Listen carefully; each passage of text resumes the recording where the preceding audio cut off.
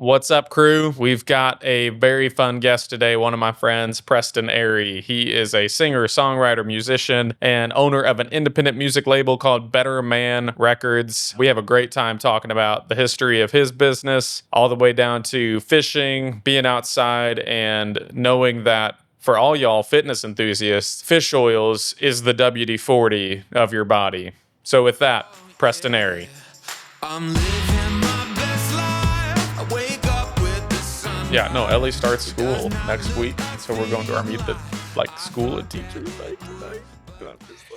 I'm not looking forward to that day. Ace isn't yet, right? No. No. Okay. Yeah. Oh my gosh.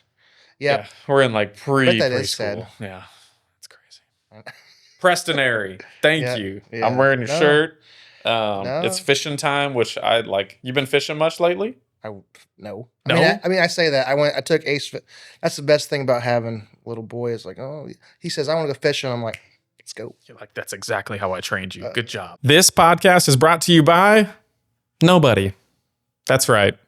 Nobody paid for this spot, but this could be your business ad, personally attested to by me with a personalized recommendation. Obviously, I have to like, your product, but I will personally attest to this ad slot. And if you're trying to reach the ears of Fayette, this is the place to do it. So if you want to advertise here, please email us at landonballstudios@gmail.com. That's LandonBallstudios@gmail.com. Yeah. No. So I guess technically not like for real, but I did take Ace kind of fishing the other day. We caught two.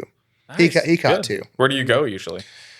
You don't have to give up your secret spot, but if you were hey, let's go fishing real quick. Just for a quick fix, yeah. BC Rogers. BC Rogers, yeah. Can you catch much off the bank there? I can. You can? Oh, what do you use? What kind of lure? It just depends on what I'm fishing for. Usually you're gonna get me killed on this podcast here, getting all my secrets at DC Rogers. Yeah, but you caught two the other day. Secrets. I'll share. I'll share, okay? So I like personally, if you want to catch a lot of bass, I use sliders. Sliders? Yeah, they're the 4-inch sliders. They're white chartreuse tails. Okay. And then during spring for crappie, I like those work too, but also like slab busters. What'd you say? What's the name of the fish? Crappie. Crappie? Crappie. Crappie? Do you call them crappie? Crappie. Crappie. Yeah. Crap. Are we both saying the same thing? I think so. Crappie? Do you call them crappie? It sounded like you called them crappie. No. You totally said No, say it again. Crappie. I'm hearing the A in there. Anyway. Okay, so you're fishing for crappie. Yeah. Crappie. Yeah. If you're fishing for crappie. Yep. Slab what do busters. You use? Sorry. Slab busters. Slide busters. Okay. And sliders. I'm one of those guys. I don't have to use a whole bunch of different stuff. I use the same thing all the time. I just use a spinner for everything. Like a little rooster tail. Spinner's good. Yeah. Spinner gets you dinner. Yeah. Yeah. Yeah. Yeah, I just don't like the hooks. The treble hooks. I get tired of dealing with the 3 hooks.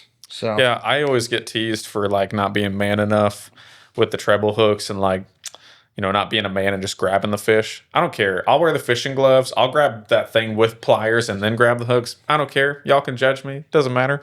I'm having a good time. Try not to get stabbed by these treble hooks because you can get that fish hooked 3 times in that mouth and you're ripping lips. It's literally ripping. Literally. Yeah, yeah, literally. No, I haven't. It's just a pain in the butt. Those treble hooks are, and I'm just I'd rather just pull out one. Right. So I've never, because I always use spinners and I'm always moving them quick. I never really learned how to set a hook, if that makes sense. Don't have to. When you hit the you don't have to. If you're moving quick with a spinner, bass comes and hits, you don't have to set the hook. Yeah. And so when I use those single ones, I'm like, I gotta get the feel, and then boom. Right. Do you have to do that with the single hook that you do? Yeah, the way I fish it, I always fish pretty slow and just feel a little peck and then set the hook. Yep. Yep. That's generally how I do it. But I catch more fish than all my friends. I'm not trying to brag, but oh yeah. But when it comes to when it's showtime, it's showtime. Yeah, all right. Yeah, but I've always taken my fishing very seriously. Yeah. Some people are like, oh, I wanted to drink some beer when we fish. Nope. Nope. I'm trying to catch fish. Yeah, and everybody shut up. Yeah. No yelling. Don't be quiet. Turn the music down. Yeah, turn the music down. I got friends who play loud music when fishing, and I'm just like, this isn't a bachelor party. We're fishing. Right? Yeah, Just exactly, fishing. exactly. Yeah, I'm that way. I was so into fishing as a kid, and then I went and lived in Minnesota, the land of 10,000 lakes, and didn't fish it once. Yeah, because you get old and you just get busy and you don't have time, and that's so frustrating. Like, yeah. And then I'm gonna be like, I guess I'll get back into fishing when I'm old and I can't even like walk. But you know. Well, the one thing I've done right, it's if I've done anything right at all, is I've set the expectation with my wife that March through April is my fishing time. There you go. know? So if I'm gone fishing 4 times a week, even if it's just like an hour, 2 hours, she just lets me do it. Yep. And I'm like, thank you. Yes. I need it. My primal instincts need it. Oh yeah. You know. And you're not a big hunter, right? Oh no, I like to hunt too. So a lot of hunters will do that. We're like, you ain't gonna see me from September to November, Right. My wife's pretty cool about letting me do just about any of the hobbies because she knows like I'm just a better human if she doesn't see me for a few hours too. But yeah, I did go out and get some fishing done this summer. Actually, we were up in Wisconsin, and I grew up here where you can cast across the pond, you can see a big fish and throw a spinner at it, and then you get up on Lake Michigan and you're dock fishing, and you can't see anything, and you're lucky if you catch anything. So I was just itching. So I was up there, I fished, I got my license, whatever. So the moment I got back to Missouri, I was like, I got to go find a small pond. And I went out to like my uncle's pond and caught like 18 little bass. But I was like, yeah, that's what I needed. That'll itch the scratch. So, well, cool. Thanks for being on. I think I might hear coffee rolling in here in a second. Oh, yes, I need it. Oh, yeah. And delivery. In the words of SpongeBob, I need it. Yes. Brought to us by John Parker, the star of Mr. Roberts. Thank you One so of much. the stars. Yeah. What did I get a straw for? What's that? That's you. Yeah, thank you. This is Thank Fireside you so Bakes and much. Brews. Thanks, John. Do you have anything to add? Go ahead. Get out of here. Come see the show. Thanks for the coffee. Hey, where's my credit? Where's my credit card? Where's my credit card? Oh, Bring it back. that back? Bring it back. Yep. I guess you can have that back. Shout out Fireside. Shout out Fireside. I'm about to be. I didn't offer you a brownie, but I got a brownie, and they're okay. straight fire. So I'm watching my I'll get one. calories. I'm literally looking at them. So, oh yeah, we needed some coffee. Why do you need coffee? You've been staying up late these days? You said you were Yes. working last night? Yes. Oh. Wednesday nights. I don't really advertise this, but I do it. But I do. You don't have to. Oh no, I'm doing it. That's fine. I'm an open book, yo. No, but Wednesday nights I'll do karaoke in Columbia, Nice. and as a karaoke DJ, Where at? Social Room. Okay. Yeah, I don't know if you remember Cody Hill. He used to own the bar down here in town. Either way, he bought one in Cody Columbia. Hill? Yeah. Used to own which bar? It's Bee's Knees. It's been like 5 different things. Oh, okay. So I can't remember all the names. to So be those honest with guys. you. Yeah. Well, because yeah. it was Drew's Tavern. That was Kyle Imgarten, Well, it I was think. like 2 times before that. Okay. So it was back like 2012, 2010, 12, something Wow. like that. It's been Good. a while. Wow. Yeah, it's been a long time. Anyway, so is it like a country bar, or No, it's what kind of just like karaoke music are you playing? I mean, actually, it's a pretty good mix. Yeah? I mean, there's a lot of there's some country people. Just everybody just likes singing random stuff. I think when I first started working there, it was more of I don't know, like rock and like pop and stuff. Sorry, I it's think hot. I- wasn't I- ready for it. That's why you get this. It's like cold, and you'd be like, Yeah. "It's cold." It's got ice in it. Yep. I drink those way too fast. Yeah, I'm getting ready to. Yep. Mm-hmm. I'm ready to be Be wired. geeking. Yeah, Yep. yeah. I'm about to get geeking in here on this podcast. I'm happy about it.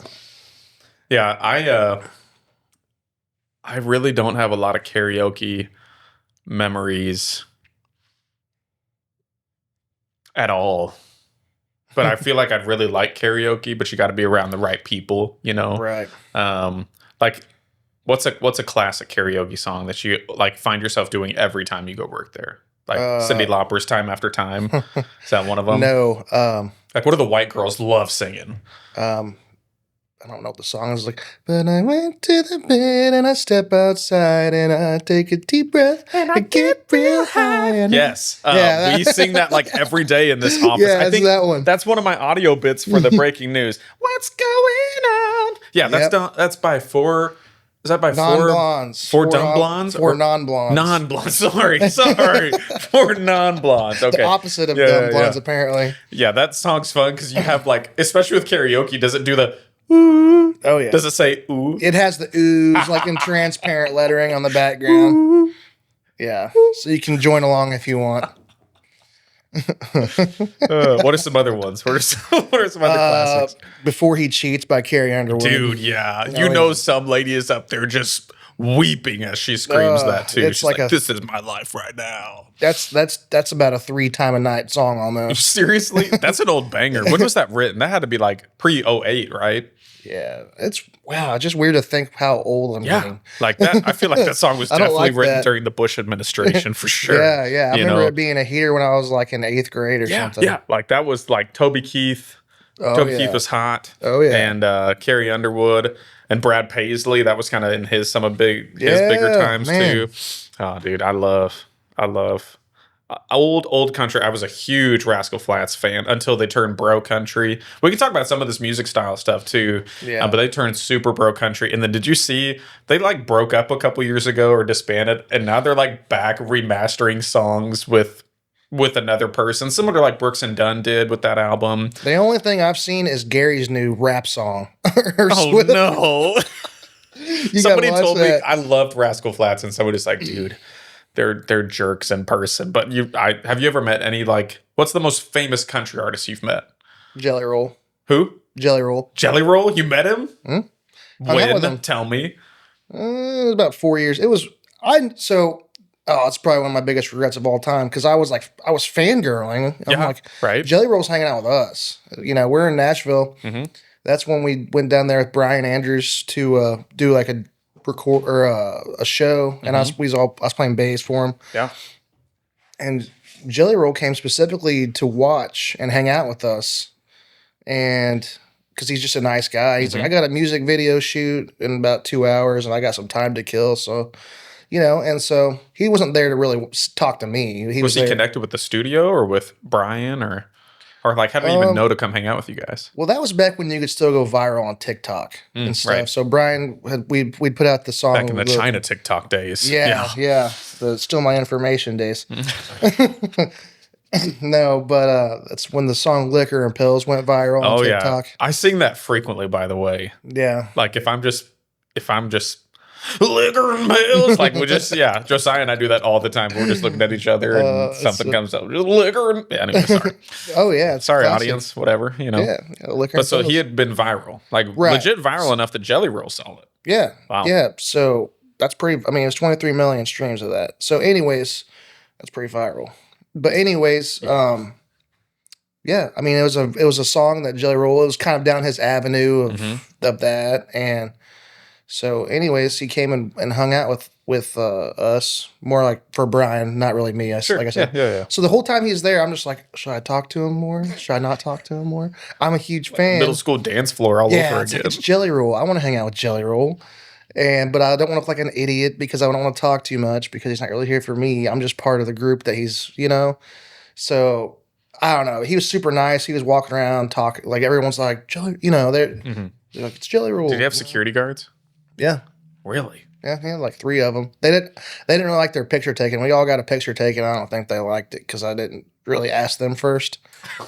I just kind of did it like, hey, let's take a picture. And They got to be used to that at that point. And in the photo, they're in it, but they're like, So, like, what did he do for 2 hours? Like, did he talk with mostly Brian or yeah. did you talk to him? I talked to him a little bit. What'd you ask him? Do you remember?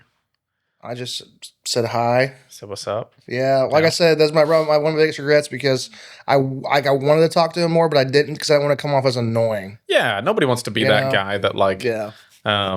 It's one of those toss-ups that I've had. Like, if I ever meet a famous person, do you go make an impression or do you, Right. like, assume that most famous people, because I think it seems that way, just, like, they just want to, can we just exist, right? Like, we don't need to Right. go through, 20 questions or something like that. So, yeah, that's always hard because you do see some people who put themselves out there, go get in front of a celebrity, and all of a sudden they're BFFs, maybe, or they're just like stealing from their virality. I don't know.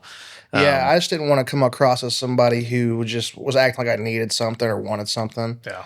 I was just like, oh, I like, because like I've listened to his music for a long time. This was before he went really super viral. I'm talking he went like super viral like 3 months later. Yeah, right. After that. I was gonna say he hasn't been that big forever. I remember when he was like not that like. I don't know if you know Tom McDonald, but he's like doing songs with him before even Tom was like big. Tom who? Tom McDonald. He's a really controversial rapper, but sounds like a nerd. Well, sounds like a guy who writes songs. Yeah. Sorry, I'm not trying to cook. If he's a gangster, I'm chilling. I don't know you. He's not a gangster. Okay. Right. I mean, he looks like one. His name's Tom. Tom? Tom McDonald. Tom McDonald. Is he white? Yes. Yeah. Actually, I saw him at his very first concert. Like it was some underground bar in Louisville, Kentucky. Yeah, it's cool. Nice. Keep asking questions. I'm eating brownies. You're good. Yeah, I don't know. That's when I listened. Like, I'm not a country fan, but I like Jelly Roll's interviews and all that. It's yeah, because he used to do like rap and just a little bit of everything. He's losing a bunch of weight, isn't he? Recently. Yeah. I heard he's like wrestling. Oh yeah, that's great. You need to watch right? it. If you haven't seen any of that, it's awesome. Is it awesome? But I've also been like a wrestling fan since I was a kid. Yeah, like a little kid. Yeah. So you were a West Plains Zizzer, right? Or am I wrong? Actually, so I was born in West Plains. My dad coached in West Plains, but technically I went to Mountain Grove. Oh, okay. Yeah, so I was a Mountain Grove Panther in high school. That's much more understandable than a Zizzer. Yeah. I'm right there with I was going to say, I was about bolt. to have a disproportionate amount of West Plains Zizzers on this podcast, but and Zizzers is the right way to say it, I think, right? Zizzers, not scissors, but anyway. But yeah, dude, tell me about your upbringing down there in Southern Missouri. That seems like a Southern thing is just to be into wrestling. Like I didn't know what like WWE was until like college. I mean, like John Cena, The Rock, Hulk Hogan. Yeah. I have not watched a WWE match. Oh my gosh. Well, it's probably harder to get into it when you're an adult because it's not real. Right. But it's the selling of the entertainment. Like yeah, but it's probably also like I was super sheltered. So like I'm assuming there was ladies that just weren't like wearing long dresses on there. Yeah. So that was probably the things my mom was like, you don't need to see that. That's probably most I can understand that because they're back in the day. I mean, you can ask anyone who's watched it for a while. We're talking like Stone Cold days. Mm-hmm. I mean, there was a Generation X, for instance. It was 3 guys. It was like Shawn Michaels, Triple H. Anyways, they would run around yelling, "Suck it," and doing this. Oh, okay. I mean, not like not like that. Dude, I was like, what? No. But yeah, it wasn't that bad. But I mean, they would run around and kids, my age were going around school doing I was questioning my mom like a minute ago, and now I'm like, oh my gosh. Okay. Anyway, sorry. But no, it's okay. But yeah, the old cross chops, dude. Yeah, because I'm so impressionable anyway. So if I watched that as a kid, I'm running around just being like, oh yeah, no, we did it. I did it. But yeah, it's back. It's like prime bro humor, I guess. It's probably made for like middle, like 25-year-old men. Yeah, 22 that grew up on SpongeBob. They're just kind of a little bit immature. Yeah. You know what I'm saying? Probably not made for like 9-year-olds. Probably not. That probably wasn't their target audience. No. Yeah. But it's kind of like, have you seen that? You ever watched the Pat McAfee show? I've watched a little bit of it. Yeah. Have you seen that clip where this 8-year-old calls in? Oh yeah, Owen. Oh he yeah, calls in. Yeah. He's just like being all sweet, and they're like, "Bro, you are way too young to be watching this show." Yeah. And then he turns it on him, and he says, "F." What's his name? F the socks or something. No, it was Boston Connor, one of their co-hosts. He goes, F Boston Connor. Yep. And you're like, ah. So, yeah, I never, ever watched. I still haven't. I don't even know how to watch it. Is it like on your normal television channels? Is it on ESPN? I believe if you get on Peacock, it's either Peacock or Pluto. It's got. I don't know. I'm so sick of we have undone cable to go back to spending more in cable if you want to watch all of TV. Don't even get me started on that, please. No, go ahead. Rant. Okay. I'm just going to start with the NFL. You know how much money I got to spend to watch a freaking football game around here? It's basically pay-per-view now. Is that what NFL is, pay-per-view? No, but you have to you basically have to have YouTube TV, right? Oh yeah, Which is now $93 a month, something like that. Yeah, I'm not doing that. All I know is UFC is not doing pay-per-view anymore, and I'm very happy about it. Yeah, well, that's good at least. So the NFL, basically pay-per-view. Every freaking Sunday, I'm trying to watch the Chiefs. Is it on Amazon Prime? Is it on Disney Plus? Is it on, whatever? It's like 5 different apps. Dude, one time I watched a football game. I think it was the Falcons and the Jaguars. You remember when they played it through like like Toy Story characters? What? I refused to pay any extra to watch that game live. Oh, I know what you're talking about. So yes. I watched the toy version of it. I'm so over it. Yeah. Yeah, it drives me nuts. Like, what else? And then it's not even fun anymore because, I've been a Chiefs fan my entire life, like my entire life. So I've watched them suck my entire life. Mm-hmm. And so now that they're good, everyone's just like, oh, the refs. And I'm like, guys. I'm so annoyed with Chiefs fans in general. Just let me I get it. I felt the same way with Tom Brady. Yeah. But it's completely ruined having, enjoying watching the Chiefs win. So now when they win, I'm just like, great. Now I get to see about 5,000 ref memes. Yeah. It's not even fun anymore. No, and it's usually not your lifetime Chiefs fans that are whining about it. It's like your most recent ones who are, I don't know. I remember you and I probably grew up in a similar era where the whole LeBron, you went from liking teams to liking players, right. And then you would like whatever team that player was on, and that drove me crazy in high school because everybody would just be liked whatever team LeBron was on, or I'm a Golden State Warrior fan now. I'm like, oh, cool. Wow. You're such a loyal fan. And they're like, why am I loyal to a fan base? I don't know. But yeah. So you were a Chiefs fan all your life. Yeah. Yeah. I'm talking. I wasn't. I was a Rams fan all my life because we're Cardinals and Rams. That's what we were. Are you Royals or Cardinals? Cardinals. Okay. So you're kind of split down the middle though, even just location wise. But yeah, much easier to be a Cardinals fan for the last 30 years. The last couple years have been rough. Yep. But yeah, I was a big Rams fan, and I think the Super Bowl where Tom Brady beat the Rams was on my birthday. I was such a big Rams fan, I was convincing kids that Kurt Warner was my dad because I had a Kurt Warner jersey. Yeah. Oh yeah. I think I got at least one girlfriend in first grade because I convinced her that Kurt Warner was my dad. Smooth. Got some game. Is that called lying? Is I guess one. Is that just lying? Yep. Yeah, that's a victimless crime right there, right? Like dating in first grade and lying about who your dad is. Yeah, it's a victimless crime. It's kind of like when my dad, when I was a kid, he's like, "Did you brush your teeth?" I was like, "Yes," but I really didn't. It's a victimless crime. Do you have a lot of cavities later on? No, man. Look at my teeth.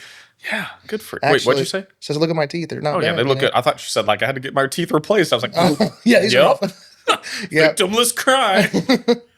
No. Delta Dental had to pay for it later. I'd never had a cavity my whole life. And then I have brushed my teeth my whole life, at least 2 times. And I hadn't been to the dentist. When I moved to Minnesota, I didn't find a new dentist, even though my wife's uncle was a dentist. And I didn't go to the dentist for 4 years. And then when I moved back here, I went to the dentist. And I swear they found cavities when I pulled in the parking lot. They were just been a while since you gave us any money, buddy. You've got cavities. And so they found 4. And then I was like, I'm not gonna do that. And then I went over to who's your dentist here now? I'd use Jessica. Yeah. So Jessica is so good that she's booked out for at least until she retires in 15 years. But oh yeah. I went over to Cherry Hill. You ever seen that building? No. Dude, it's like a black tie event to go get your teeth cleaned. Yeah. Oh. It's down there on the south side on Nifong. And you can see the building from the road, and there's a giant chandelier. You feel like you need to go wear a black tie to just go into the dentist. And they put me in the chair, I'm not even joking, for 5 hours to fill cavities. And I'm not somebody who I don't think I've ever had. I've probably had a couple, but true anxiety attacks. But there was a couple of times where I'm sitting in that chair couldn't breathe, couldn't swallow, couldn't feel like my face. And I was like, get me out of this chair. So I will not be returning to Cherry Hill Dental because I'm not fancy enough to go there. Why didn't they just do it in like 2 or 3 sessions? Yeah, just let me. Yeah, they probably could have charged me more to just send me back on a couple of times. Like, just come back. I think I've had 4 cavities too, and they just did like 1, and then do like 2. Yeah, just and then like, do another one another time. And then my teeth still hurt after that. Oh yeah, and then it takes a while to get used to it because it's like you have that stuff, the filler stuff in your tooth. Yeah, I'm immediately like going to like eat some chips or something to get my feeling back. But anyway, you ever been on a podcast? I've been on one podcast. It was like 30 minutes. Yeah, well, we're going more than 30 minutes today. What was the podcast? What was it? It was Sticky Cabana podcast. There's a guy. Oh yeah, Higby. Yeah, You know what that is? Yeah. Well, we did it in Columbia, but yeah, he does a lot of independent, like promoting artists, for, around the area. So what's his real name? Can't remember. I think it's Chris or something. Okay. Sorry, Because I always Chris. see him posting in that Fayette News Exchange, and I'm like, is this even real? But I'm sorry, I forgot if that's wrong. So it's okay. That's called branding right there. Yeah. We don't even know your real name anymore. We just know you as Sticky. Yeah, it's Sticky. That's good. That's is good. Sticky. That's good stuff. Yeah. I just never asked him, which I'm friends with him on Facebook, but I just don't think about it because it's always Yeah, you like could Sticky. not. You probably couldn't find him as a Facebook friend right now because you don't know his real name. Yeah, that's I do know, which is crazy to me, that apparently he got his degree in meteorology. That's what I said. Wow. So he's like, he should come on and do a weather segment for me on the news break. Yeah, he was telling me about talking about weather, and I was like, he was like calling it out because when we did the podcast, it was like supposed to snow. He's like, oh yeah, I've only gotten 1 storm wrong, and he's like telling me how many inches it was going to be, and I was like, he was right. Like, wow, I know. I've never met anyone else that knows stuff about weather. The weather people don't even know about the weather. Oh, it's hard to be in an industry where you are sure that there's not 100. Like, I'm 100% sure that there's a chance. Right. That doesn't really check out for me, but every day. Not dogging y'all, but man, the weather by Sharon, whenever that was interrupt the Cardinal games, Sharon would come in and be like, there's a huge thunderstorm. I'm like, it is the 8th inning. We're trying to watch this game, Sharon. We don't need the news break right now. But anyway. So you grew up down in West Plains? Yes. So my dad's a football coach, and he had a couple different jobs. So is he still coaching? Yes, Oh, he cool. coaches in Arkansas now. So basically, I moved a lot. We'll just put it that way. But it was never very far. Yep. So from, I don't know, ages birth until about 9, 10, I was in Willow Springs, Missouri, Willow Springs Bear. And then I started Mighty Might football, I think it was 4th grade, in Mountain Grove, which is 20 miles down the road. Mm-hmm. So I was there from, actually it's 5th grade. 5th grade through graduation. So we stayed there for that long. And then my dad moved to West Plains right after. So right when I graduated, he took the West Plains job. So he was there for about 6 or 7 years. And then he's in Mountain Home, Arkansas. Because he retired. He put in his 30 in Missouri. And now he does Arkansas coaching now too. So Sweet. Now he collects Missouri retirement and coaches Arkansas. Did he move to Arkansas, or was it close enough he could just drive to it? He moved there. So Mountain Home, Arkansas is probably like an hour 40. It was like 45 minutes, an hour away from West Plains. So it's still kind of in the area, of everywhere else. He didn't really go that far. It's pretty down there. Oh yeah, I like it better than here. It took me a long time to get used to it up here. I did not like it. Yeah. It's just, I just miss there being just good, clean, cold water. Yeah. It's like we got the Missouri River here, and everywhere here is just like a offloading ditch of just brown. It's just like, come on. All poop flows here, Yeah. And I get it. It's all farm ground. That's another thing I don't like about here is I'm not a farmer. Sure.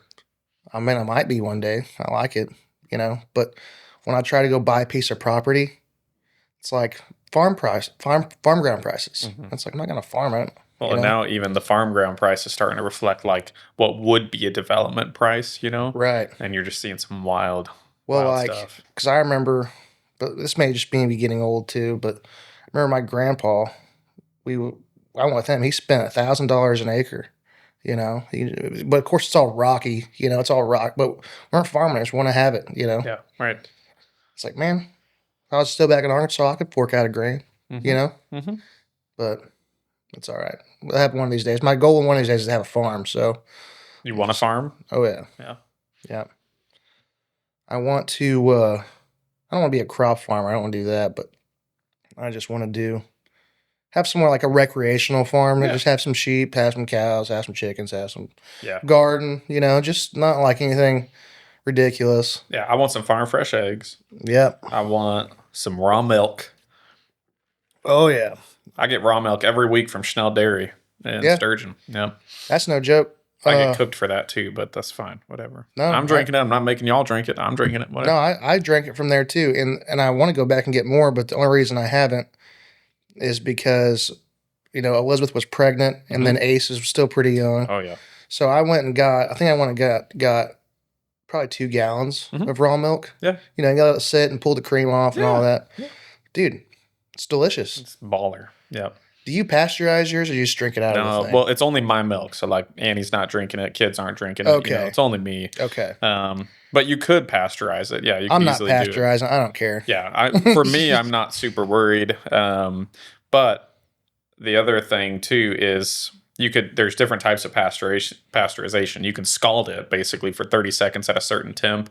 I would, if I was just rolling in dough, I would consider getting like what's called a vat pasteurizer, where you do like a slow pasteurization over a lower temp. I don't know. I maybe need to do some more research because listeria doesn't sound like super fun. For me, I'm definitely not, I'm not forcing anybody else to drink it in my family, but. Yeah, I originally got it because I'm on this thing. I'm not really on a kick, but I think it's cool to just kind of just grow your own food and stuff and drink, make your own butter. Like, I was like, take the cream, make our own butter. I think less additives. Generally, what I'm trying to do in my own diet as I eat this complex brownie is like less ingredients, like just less things that are complicated in the whole process. Like my parents have. Beef. So we're just eating straight ground beef from the farm that probably wasn't, put on the shelf. I've had some like real bacon now. So store-bought bacon tastes really weird to me now. But yeah, just trying to be like as single ingredient as possible, fruits, veggies. That's the move. Yeah. I really took my daughter's diet seriously. And that kind of helped us too. If we're just eating chicken. We're just eating this, and, I feel good when I do that. I don't know if it's any healthier, Yeah. I'm not losing weight like crazy because I eat a complex brownie, but yeah, I feel better at least just being more aware of the stuff that I'm putting in my body. Yeah, that's one thing I think all of it. I think as a collective, we never really paid attention to that stuff and kind of trusted. Yeah, yeah, and now it's like, oh wow, there's just a lot of. Well, one thing that really drives me nuts is if you think about the last time you watched a loaf of bread get moldy. Like last time you watched a loaf of bread get what? Get moldy, like get mold on it. Oh, sure. Like I remember when I was a kid, mold, like we couldn't eat bread because there was mold on it and stuff. But like now we get a loaf of bread at the house. It's like it'll last like a month and not get moldy. It's like that's not good. Yeah, like kind of needs some fermenting. It's like on what this, are you putting it? What are you putting on that? What was I gonna say? I've been getting sourdough from Aldi. That molds pretty quick. Yeah. Well, that means it's good though. At least it means it's not like stuff that kills like live. You know what I'm saying? Bacteria. That's what I was gonna say. Dude, deli meat stresses me out. Oh yeah. How can deli meat last that? I won't eat that. Nope. Stresses me. Pass. I get some because like sometimes the alternative of like me not getting certain ingredients is then I'll be like so hungry that I then go and eat some fast food. Like I'm like, man, I don't want to eat this turkey, so I don't prepare lunch, and then I'm like, guess I'll go to McDonald's, and that's worse. Right. But at the same time, like I try to get the organic deli meat, but even then I'm like, why do you have a 2-month shelf life? That's weird to me. So what's crazy? I just thought about this is like sandwiches are supposed to be like kind of a healthy option, I guess. But if you think about like bread is not good for you, and then you throw on like processed deli meat on top of that. Dude, that was the con that Subway pulled off. Oh yeah. Dude, last one I went to Subway, I spent $43 at Subway on 2 sandwiches like no meals. joke, man. It's Yeah, ridiculous. What happened to the $5 footlong? We don't even get a $5 6-inch now. It's ridiculous. Oh yeah, straight up con job. Yeah. And there's so much sugar in that bread too.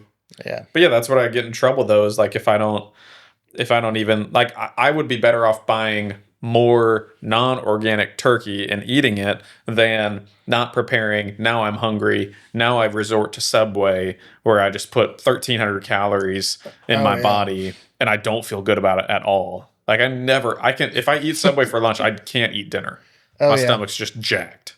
Yeah. Yeah. Yeah. My stomach's like, what is this foil that you've put into my stomach? I think we may just be getting to the age where we kind of have to start noticing things that we eat, how it affects our bodies. Like I notice now, because I've, like you said, pretty much have to do like chicken or what, because I know if I eat something, I'm gonna have to pay for it. Right. You know, right? Like pizza, I'm like, oh geez, can't. It's Right. like I like pizza, it's great, but do I really want to be bloated for 5 hours and have indigestion? No. But yeah, it depends on where you get it too. Like and I don't know if that's an age thing or if the ingredients really have changed over the year, because I don't trust our system to not just constantly be like, how can we make one more penny on this pizza? Let's sub out. Let's add 3 ingredients to make this, blah, blah, blah. Like I genuinely, it'd be fun to do the research. I bet ChatGPT knows of like how the ingredients over certain foods have even just changed in the last 5 years, in the last 10 years, last 15 years. Because man, I remember every day in high school we ate Eggo waffles every morning. Yeah. I ate Pop-Tarts every day. Yeah, that's one of my kryptonites. Like Pop-Tarts. Oh yeah, what's your favorite? As a kid for Christmas, I was known for loving them so much. I would get the hot fudge sundae ones. Ooh, those are solid. I haven't had those in a while. I think now if like you were like go to the grocery store get Pop-Tarts, it's the Oreo ones. Yeah. Yeah, I've only had those a couple times. I always ate. You're a s'mores guy, aren't you? I do like s'mores. I like the brown sugar cinnamon too. The OGs. Yeah. Dude, when I was in which I don't know, now looking back, is definitely not healthy for, because I was a 3-sport athlete, so yeah. It's like, how am I still? I always had a little bit of a belly, but I work out a lot. Yeah. It's probably because of the Pop-Tarts. But Probably. I had it down. Wake up, go to the kitchen, throw 2 Pop-Tarts on the microwave. Start it, glass of milk, turn You around. microwave your Pop-Tarts. Oh yeah, and then I'd Did you have a toaster? Huh? Yeah, it just took too long. I ain't waiting for that. But the toaster gets it crispy, I like them chewy. Okay. All right. Yeah. Cool. I like them chewy. Dude, this is fun. Good. Like, how do you like your Pop-Tarts segment? That's good. Yeah. I like a little crispy, because the way I eat my Pop-Tarts is I'll break off the edge crust. Yeah. I do the same thing with like eating a burger too. Like I'll eat from the crust and then like save the center for last.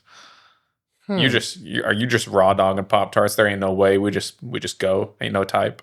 I would they were still hot, so I just break them in half and eat them. Eat them in half. And then have my big full glass of milk and chug it. Dude. Well, that's what's like with the raw milk in a Pop-Tart now. You're just like, oh, dude.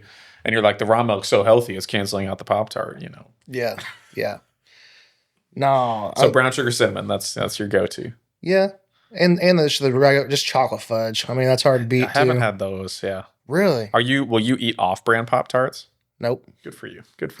That's one of those things. Not like, pleb. Off-brand isn't better most of the time. Yeah. Yeah. I don't know. There's great value, and then there's whatever one. I just don't eat them anymore because I know they're not very healthy. Yeah. I trying to like thinking back on our high school diets, we had such little protein. Yeah. You know what I mean? Like the only protein lunch we got in school was chicken patty day. Did you guys have a chicken patty day? Yeah, it probably wasn't real. Probably, but there was at least maybe some protein in there, Yeah. Friday was pizza day. Yeah, I don't remember the days. I can't tell you the other days. One of them was probably a salad day. Thanks, Michelle. Yeah. Yeah. No, I forgot that I had one of my high school lunch ladies on my Facebook. Yeah. A couple of years ago. Were you dogging the lunches on I was Facebook? dogging a little bit. It wasn't really the lunch. I was dogging. It's not her fault. She's doing what she's told. Well, it was. I shared a picture of like a lunch tray, and you know how sometimes I'll put like pears on there, and my pear juice would always spill over onto my pizza, and then I'd have to eat my pizza with soaked in pear juice. or green bean juice or Oh, something. That is the dude. And then yeah. she's like commented on it or something. I was like, What'd well, she say? I mean, I don't remember. It wasn't anything bad. She was just like, oh, I remember Probably this. like, your fault, dummy. Hold the tray normally. I don't know. It wasn't my fault when they handed it over to me and freaking spilled over the side. And it's like, oh, great. I get to enjoy peach green bean infused pizza. Hmm. No, Did you get free lunches? I don't know. We were on the free and reduced thing. I think my dad paid for it. Yeah. I don't know. I just remember. I don't really remember. We got free lunches, and I would bring extra money to double up on chicken patty day. Always getting two. I think you had to pay like an extra $1 to get Well, to get 2 chicken patties. that wasn't a thing when I was in school. Like we weren't allowed to have extra. Like you just had it. And then whenever So I brutal, hit, because that could be like 99-pound girl and you are eating the same portions. yeah. Doesn't make any sense. But I think I don't remember when it was. But at some point, like the whole time you weren't allowed to have extra, and then they just decided to change it where you could buy, like you could go buy an extra Yeah. tray or buy, and that I was like, thank God, because like I'm hungry. Yeah. Yeah. Yeah. Dude, and I'm not nice when I'm hungry, like at all. Like I Oh. imagine I had to have not, I assume that hour before lunch, I was not very great at learning. And probably like 2 o'clock when all those fake carbs were just blowing through my body, Oh, had yeah. to also not be very, I wish I would have eaten so much better in high school, or I don't know what I wish would have happened in high school, but like I became such a better athlete after high school and even after college. Like it was like, oh, I'm going to eat like a normal human, and I'm going to like, I don't know what clicked. Maybe my brain finished developing, but like, yeah, if somebody had gotten me serious about food in high school, like that, I would expect that would have helped my athletic performance a bit. Oh yeah, I think about that all the time. It's like if I would have had a proper diet. I never had a protein shake till I was in college. Yeah. I would just drink gallons of chocolate milk after doing something Well, because that's had protein, Yeah. right? Yeah. Dude, they were pushing milk, man, like they had it. Yeah, whenever I On was in high reserve. school, we would do chocolate milk and peanut butter for protein after our workouts. Two big lies that chocolate milk is a great protein source and that peanut butter is a great protein source. You got to eat 2 tablespoons to get, I think, 6 grams. And 2 tablespoons is a lot of calories of peanut butter. Sorry. You probably didn't think this was going to be No. a fitness podcast. No, today. well, it's true. I mean, I think You should start working out with us. That'd be I fun. should. I We work should. out I like need to. at like 3 o'clock, 4 o'clock in the afternoon. I just gotta take my fish oil first. yeah. Oh, yeah. I know. I noticed, dude. Wait. I started The taking only fish thing oil. holding you back from working out is fish oil. Oh, dude, it's just like every time I bend anything in my body, it feels like it creaks and wants to snap in half. Is that how fish oil works? Yeah, dude, it helps. Like you think it's like WD-40 for your body? Exactly. It's like it's spraying down your joints with fish oil. Google that. I want to know.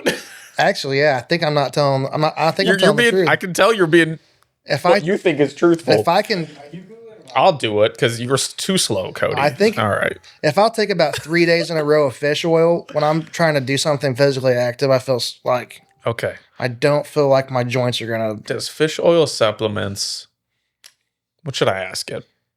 Lubricate your body.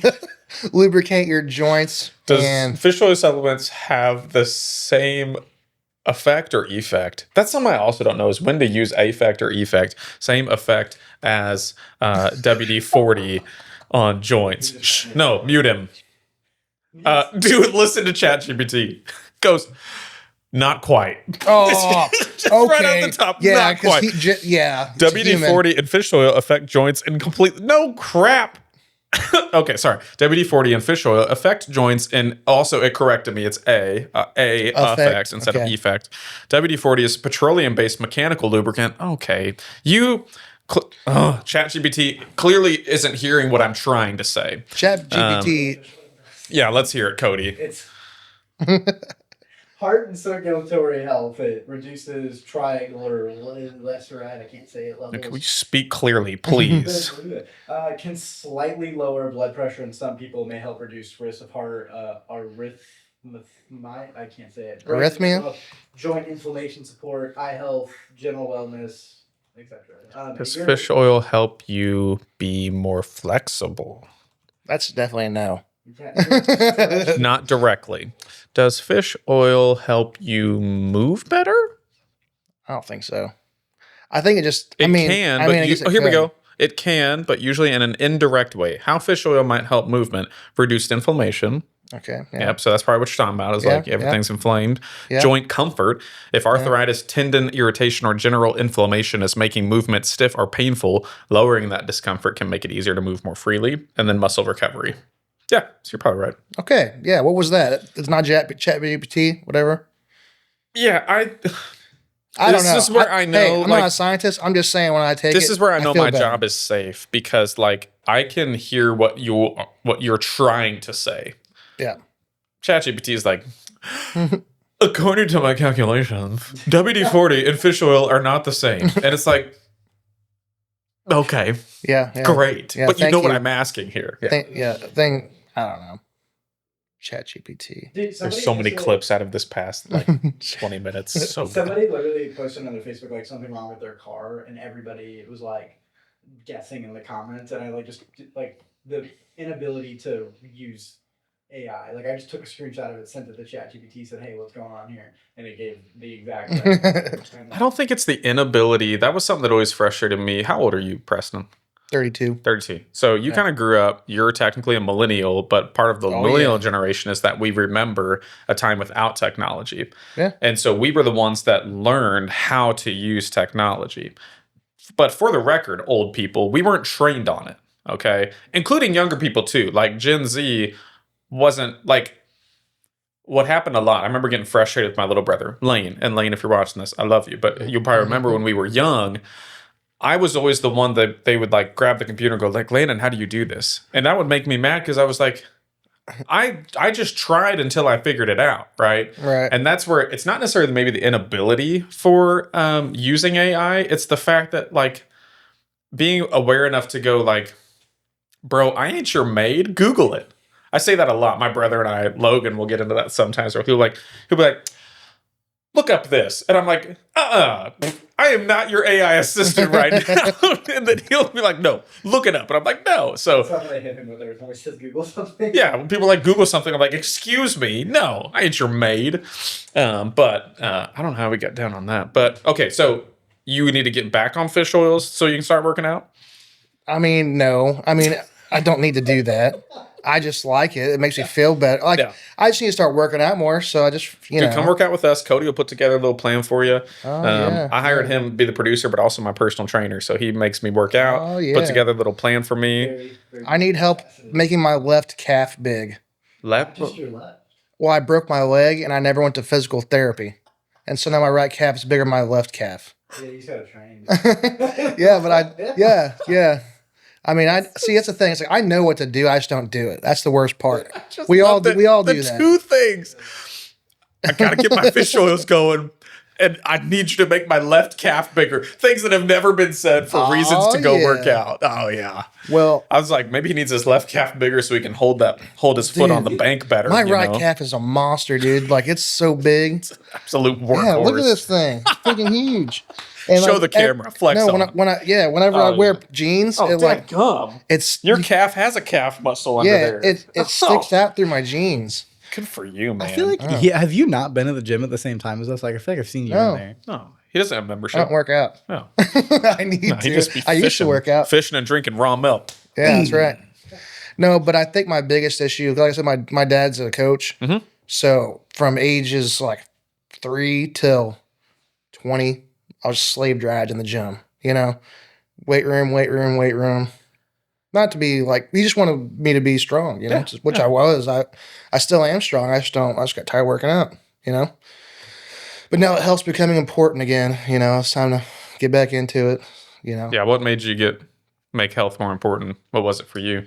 Probably just my kids. Yeah, You know, absolutely. that's pretty normal, I think. You just want to, when you're young and you're just living for yourself, you're just like, I don't care. I'll eat what I want, do what I want. Later. Yeah, I don't care.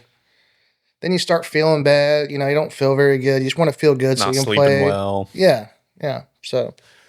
Yeah, because speaking of kids, you got like a fresh one out of the oven, right? Oh yeah, she's. How old is she? 3 weeks. 3 weeks. Yeah. How's your wife doing? I mean, she's a champ. She's been through this before. Yeah. I think we're ahead of schedule from last time because it'll take her about 2 months to completely hate me again. Okay. Right now, we're still in a good shape. There is something about like those really, I don't know what you call them, not traumatic, but like your kind of pretenses of how things are supposed to go kind of goes out the window early on with those kids, or like especially in the delivery room, like all of a sudden like all the things that we're pissed at each other about are just like kind of gone, and we're like we're just surviving. Yeah. And then you're right. Once you kind of get back into a mode, I'm sure she doesn't hate you, but once you kind of get back into the rhythm, it's like it's back to like, hey dude, pick up your laundry, Yeah, fold it, I wash think it. I'm more prepared mentally this time around because last time I wasn't prepared. I didn't. Well, I don't mean, know how you prepare for that. no. Well, nobody really talks about that, but like, you know, like you're the guy that's always doing something wrong. I guess like which you don't think about your wife like being in pain, always has a baby attached to her, blah blah blah, and you're just like kind of just over here like do this, do that. You don't know how to, you don't think about all that stuff. So, There's not a way to understand what they see and what they Right, feel. Right. right. Yeah. so yeah, I mean, it's going good. Good. Yeah. Nice. It's better than last time I had a kid. Better than last time. Yeah. Easier because All we know right. what we're doing, we know what to Yeah. expect. So Yep. Yeah. Kid number 2 has been, like we got him into his own crib, into his own room much faster than we did with Ellie. Yeah, I think it's going to be the classic thing where like you helicopter and baby the older one, and then the middle child is like, it'll be all right. The Figure it second out. one's already been to the splash. 3 weeks old, I might add. Already been to the splash pad. Oh yeah. But Yeah. of course not got in the water or anything. But went to the state fair. Like with Ace, we was just so helicopter parent. Hmm. Didn't let anyone touch him for like a month. Yeah. Now it's just like, come on, Yeah. let's do it. It's when the birthing process. But also, you had Ace back when everybody was still very COVID conscious, right? Like, did you have to deliver? Did you have to deliver with masks on with Ace? Because that was 2022. Oh yeah. Because that was kind of still in that window where we were still having to wear masks during that was delivery, just, and that was just that whole thing was just annoying. dumpster Yeah, because fire. nobody could come into the hospital. It could just be me and yeah, certain amount of visitors. Yeah, yeah. I Dumpster remember that. fire. I choose to not remember that, but yeah. yeah. I'd like to wipe that, but also not. All right, Right. I'd like some apologies. Okay. There needs to be some I'd apologies. like some made. apologies, even just to like admitting that, hey, we weren't exactly right, including like I wasn't exactly right in it, but like, yeah, like we might have overreacted a little bit. 100%. But 100%. But I don't know. I'm just not really. I don't. People can call it stupid, but I don't think I'm stupid. I'm more of just like I look at things as like a logical, common sense standpoint, and I'm just like, okay, so they're saying a guy ate a bat, and then somehow made the whole entire world sick, and then I have to go get tested to see if I'm sick because I don't even know, and then we're gonna close everything down because of that. yeah, I recently learned what psyops were. Yeah. And I feel like I was in one for Yeah. sure. Those COVID, I'm assuming you took COVID tests. Yeah. Dude, the one up the nose, Tickles and hurt. no, I almost had like I about punched the person who did it. Like that, I was not ready for how they're like, it's gonna go way up your nose. I'm like, yeah, that's fine. I pick my nose. It's gonna go way up your nose, dude. They hit like behind my eye socket, and I was just like, I was about to just like, I didn't do that. I just did the one they had trusted me to do it, and I did it. There was one time. Now I say all that like there's one time I did get kind of sick. I felt like I had a flu. Yeah. I mean, definitely said my prayers. In case I didn't wake up. right. But, Yeah, I think it was good. I think maybe what COVID also did was it did make a lot more people more health conscious to go like, look how like weak our bodies are to handle different things like that. And actually, what's the best way to combat, just illness in your body? It's probably being healthy and getting healthier and being more prepared, because that was where the morbidity rates were high, was in people that had very, sedentary. I usually say as a joke, sedimentary, but sedentary lifestyles. But COVID might have been the start of the health kick. But I'm one of those people, especially with babies now. I don't know if you're this way, dude. If your kid is like sucking green snot back in the nose, get home. Do not Right. bring that around me. Don't bring it to church. It's church. Like, it was almost like on the dime. We'd go to church. Ellie's in the nursery. By Tuesday, we are blowing green snot. And I'm just like, y'all keep your children. If your kids are clearly sick, that's how I felt as a parent. But also, there's Right. probably some science that's like, yeah, your kid needs to get sick a few times so that they can fight that kind of stuff too. But I just hate it when my kids get sick because then sleep's not messed fun. up. And Yeah. you ever heard? You got the nose bot? How do you get your kids' boogers out? You ever heard of the nose bot? Is that like the ball thing that sucks it out? No. This is a mechanical. This thing. There's 3 different speeds to it, and it's a hose and just sucks their boogers right out. Oh, I thought Awesome. it. That sounds No. awesome. Oh, it's awesome. By the way, Huh. to your bat point, like when you were talking about the CIA, because you said PSYOP, has officially Dude, said, this is going to crush our ratings, by the way. You think? We are going to get shadow banned so hard for talking about the CIA. All I just right. won't put it in the title. The CIA publicly assessed that SARS-CoV was more likely originated from a laboratory incident. Their saving grace that they said that they're not totally confident in that. No, but that's yeah. not a hot take. Everybody agrees with that, including the people who took all of that. Like the people who said, all of us who said it was a lab leak were liars.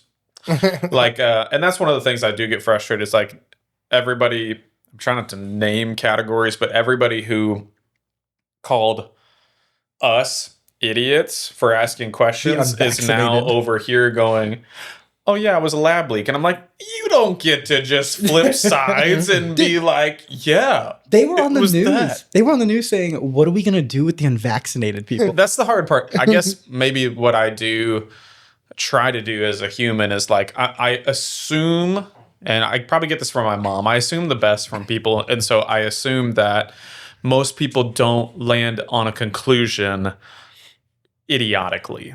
Like Right. most people, I would hope, and this is probably where I'm a little too millennial and idealistic, that I hope everybody takes good logical steps towards jumping to the conclusions that they get to. I don't think that's the case because I do think media causes you to like jump in with the people that you kind of associate with. And then those of us that try to just be kind of critical thinkers do get ostracized pretty easily. That's where I think where my red flags went up was like, I got crushed for asking questions in the middle of like COVID stuff. Right. Like why are we making this decision? Not that any of these decisions are easy, but I remember just even questioning the analytics of like, okay, so the percent rate of this and this and this is that.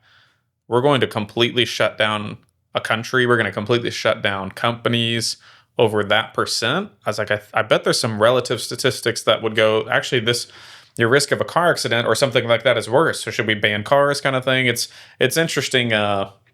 I don't know. I think a lot of, you've heard the term, I'm sure, don't waste a good crisis, right? Right. A lot of companies and a lot of people, not to get on my own like soapbox here, but I do think a lot of like the workforce problems that we have today are a result of people taking advantage of companies and companies taking advantage of hard times in the middle of COVID, right? Like a bunch of people were like, you know what? Now that I'm the most valuable person on the planet because I'm a person, I'm going to demand to work from home with a $30,000 raise. And now all these companies are laying off very bloated workforces. And I'm like, I'm not shocked. I'm not shocked at all because some of you people did. I watched people invent mouse movers. And those are the same people who are like, Yeah.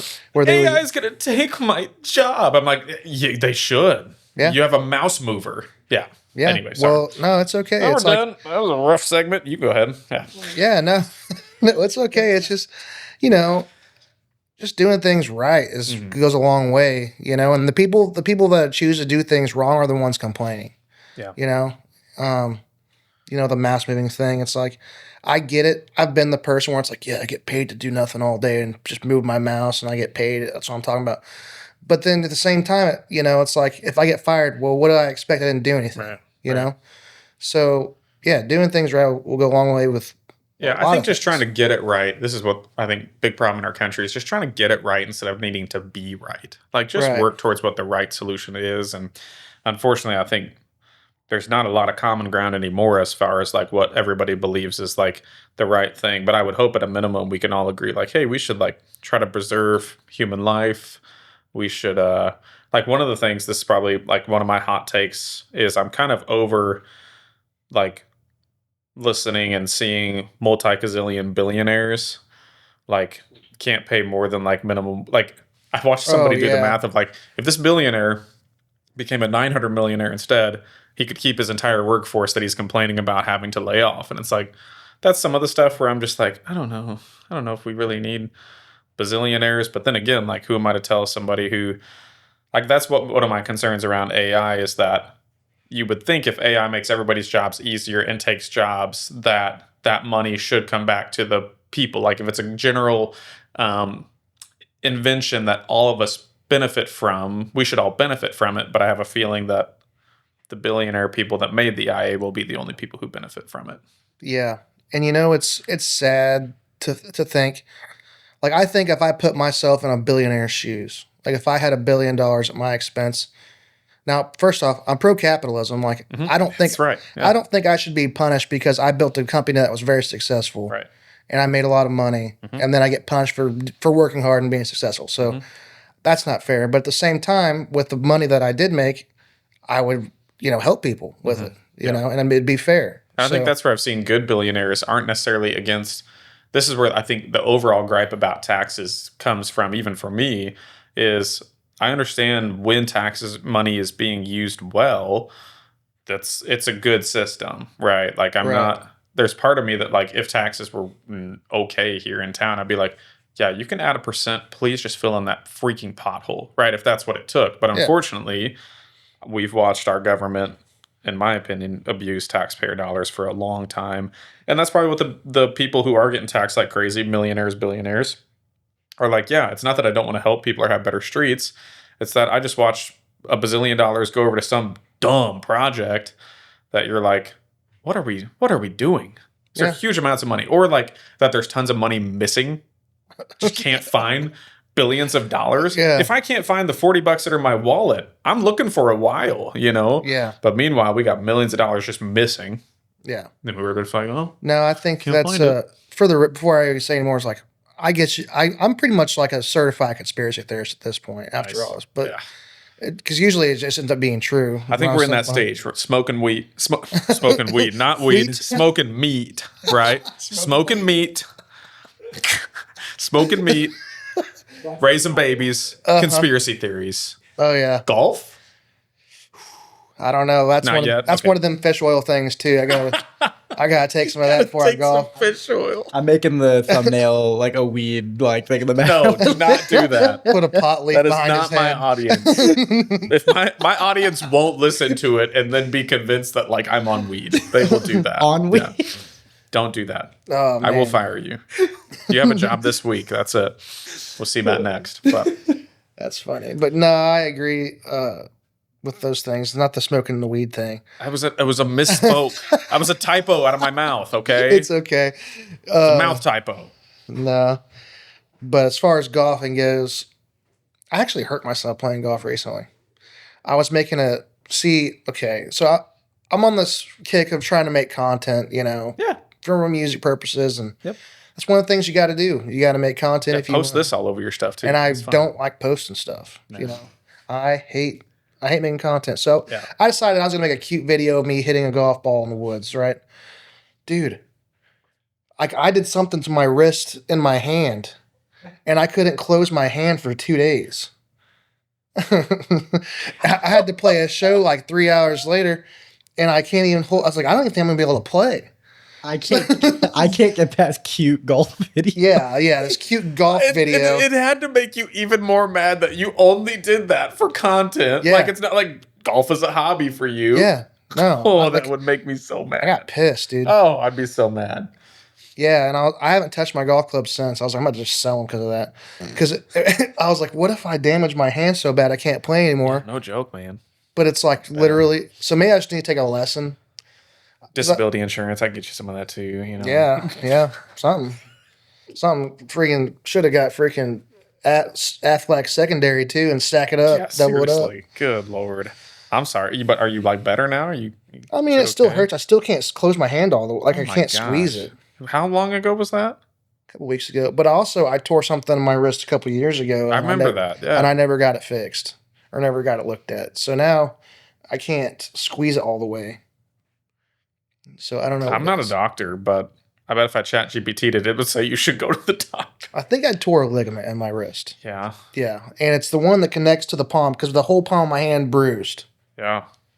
from swinging a golf club. You probably need surgery then. Maybe. I don't know. Probably if I'm going to use my hand right again. Mm. So as long as I don't squeeze hard with stuff. So I was going around, there's people afterwards, I was like shaking their hand and I'm like, doing the old limp handshake. And I'm like, these guys, I'm like, sorry. That's where you hold everything in your right hand and just give them the old left-handed hand grab like that. It's like, sorry, I can't give you a firm, manly handshake, but I think I broke something, Nice. Yeah. And still played a whole gig. Yeah. I should have tipped extra for that. So, well, what are you doing full time? Is it your music producing right now and playing gigs, or just kind of hodgepodge of everything? Mostly play live music, and then I'll do some production stuff. Mm-hmm. Especially with 2 kids now, it's like you got to really time is limited, so I got to really be really scheduled with stuff, but. Yeah, I got to have everything. So I try to spend a lot of my time on pre-production. So before we even get in the studio, I want to make sure that I have everything to a metronome, drums charted, shaker, everything, even just an acoustic guitar. Yeah. I try to have everything ready to go as easy as possible. So whenever someone gets in, we're not spending, 9, 10 hours or 8 hours or whatever. We can just get in there, spend 2 hours, get some work done. And, they can get on with their life, I can get on with mine, and we can do whatever. But I haven't been doing a whole lot of, random recordings. I've been doing more, just people that I know, repeat customers, I guess. And it's live music season. It's summer, right? Well, yeah. So you've been out gigging quite a bit. I'll be doing a lot more over the winter time of production because I won't be playing much live. But. Right. So right now you're in live music season, though, right? Yeah. But where have you been playing this summer? I mean, you had a baby, so that kind of threw a wrench. But Lake of the Ozarks, they keep me busy. They love you? Oh, yeah. Good. Yep, they take care of me down there. You played up here at the Festival of the Arts a couple weeks ago. Yeah. How did that go? It's fun. I enjoyed playing all my own songs. Is that what you did, all originals? Oh, yeah. I got over 100 songs that I've written. Wow. And I never get to play them, So to just have the excuse to just play all my own songs was nice. I was like, oh, it's art festival. I'm going to play my art, That's right. Yeah. So I really enjoyed that. I think a lot of people enjoyed it as well. That was actually the night after my hand thing, I think. Or maybe the week afterwards. I don't know. It was around that time. I think it was last Saturday, wasn't it? Yeah. Yeah, something like that. But it was good. That was my first time playing at the Fayette's Arts Festival. I was wondering when they were going to if they were ever going to call me. I was like, I'd be happy to do it, Who was in charge of that this year? I can't remember. Who called you? The only reason I got that gig is because Brendan, drummer, he thought he was supposed to be playing in a band, someone else's band there. Yeah, over there. Well, apparently there was some sort of misunderstanding, and he just was like, "Oh, Preston can probably play by himself," and I did. So it worked out, But I also know I'm looked at as like a country music guy, and that's not, that's not really a country music event, I guess. Sure. So that's probably a lot of it. Whatever music you want to play. But out of all the songs I've written, I mean, I write everything. So I've got songs that I've written for the radio that's tailored towards country music, and I've got songs that I've written as personal and tailored towards everything else too. So, and songs are just how I was feeling, All right. So it's not everything I write's not specifically tailored just to be about drinking beer on a dirt road, or something, Chilling on a dirt road. Oh yeah. Sorry, all Jason Aldean. Oh yeah. So how did you get from Southern Missouri up to Central Methodist? This podcast is brought to you by, you guessed it, me, Landon Ball, State Farm agent. Do you feel like insurance doesn't make any sense? You are not alone. My team and I are trying to figure that out every day. If you want to understand your insurance policy better, specifically if you have a life or car or home insurance policy that some brother-in-law or uncle twice removed sold you years ago, reach out to my team here in Fayette at 660-248-2424 or go to our website at FayetteInsuranceTeam.com. Please don't call me with anything non-insurance related. Don't call our office if it's not about insurance. Please don't call or contact our office if it's about ice cream shop, anything that's not insurance related. Thanks. So my dad graduated from here. Okay. I'm 83 or 82 or something. But anyways, when I was, so I guess I'll backtrack when I was in high school. So, and we're talking about being an athlete. I was, looking back now, I was a pretty good, like I was a good athlete, but all the extra work that I had been put in from my dad being a coach, like I was pretty superior in the area, like one of the better athletes, just a lot of work, you know. Anyways, I tore my right knee. I tore my ACL, MCL, PCL, LCL, and all of them. meniscus. So when I was laying down on the playing football, so I was laying down on the field. He took my knee and the doctor bent it over and almost touched my other leg, No. the bottom of. So basically, the doctor said it was a career-ending injury, and at this point, I had already had like gotten 37 letters in the mail Wow. for college football, and I like, you know, I wasn't this big, but I was. I think I was You're five. strong. I was 5'8", 200, running a 4'6", 240. Yeah. That's what pretty position good. did you play? Running back. Yeah. Yeah. So people were always hitting my legs. You know, not fun. But anyways, after this huge, you know, career-ending injury, you know, all the school says, oh, you know, Right. CMU is the only place that called me after that. Hmm. You know, and I had to say, like, you know, back when Coach Ford, Jody Ford was there, thank him for giving me a, you know, chance after all that. And I could only get back to like 85%, you know. My 4.6 40 turned to like a 4, which was like a 4.79, you know. Still not bad. But anyways, I get there to CMU. First week of 2 days, I get cut in my other knee and tore that one. Oh man. So now I've torn At this running back at that point? strong safety. Okay. Gotcha. So I was playing defense now, so I was playing strong safety, and a wide receiver came in, and when I wasn't looking, just cut the side of my knee in it practice. practice? Yeah, in We're practice. cutting in practice. Yeah, so now I can't walk again, and so now I got two. So I'm trying to, I don't know. So basically, I came here for football. Is what I'm getting at, and then I'm hurt, and I can't play again, and so I end up going and having surgery and stuff, taking a semester off, and then I kind of came back up here and stuck around for a while.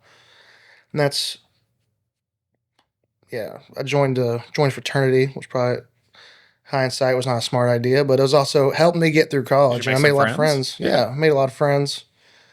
And yeah, it was great. But basically coming here to play football and then not playing football Sure. is what what got me here. Yeah. Are you close with your dad? Yeah. Yeah. So he played here. He played football here too? Mhm. Nice. So he might have been a pretty good. Sounds like he's been involved in football his whole life. Yeah, that's all I know is just football. Yeah. Seriously. Hmm. I'll be like, Dad, what's 2 + 2? And he'll say football. I hope he watches that. Yeah, yeah. So you came here to play football. What were you studying, and then did that change when you couldn't play football anymore? What was the kind of the process there? What did you graduate with? Any music degree or anything? No, so I don't know. I'm one of these guys that I just like everything. But when I came in, I was going to originally be a coach and a Okay. teacher. So Yeah. I went into the education department and started, doing my classes. And I went to 7th grade, or sorry, it was high school science, my practicums at Fayette. And I was there at like 7:30 in the morning. I was like, I don't want to do this anymore. That's what did it. Yeah. 7:30 a.m. did it for you. Yeah. It's like, I've done this my whole life.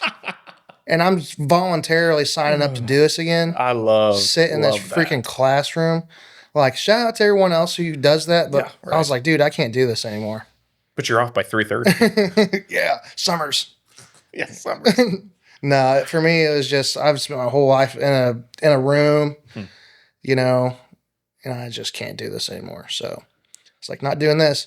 And then I changed my major to marine biology because this goes back to the fishing conversation. I was like, I like fish. I like wildlife. And so I started focusing on marine biology.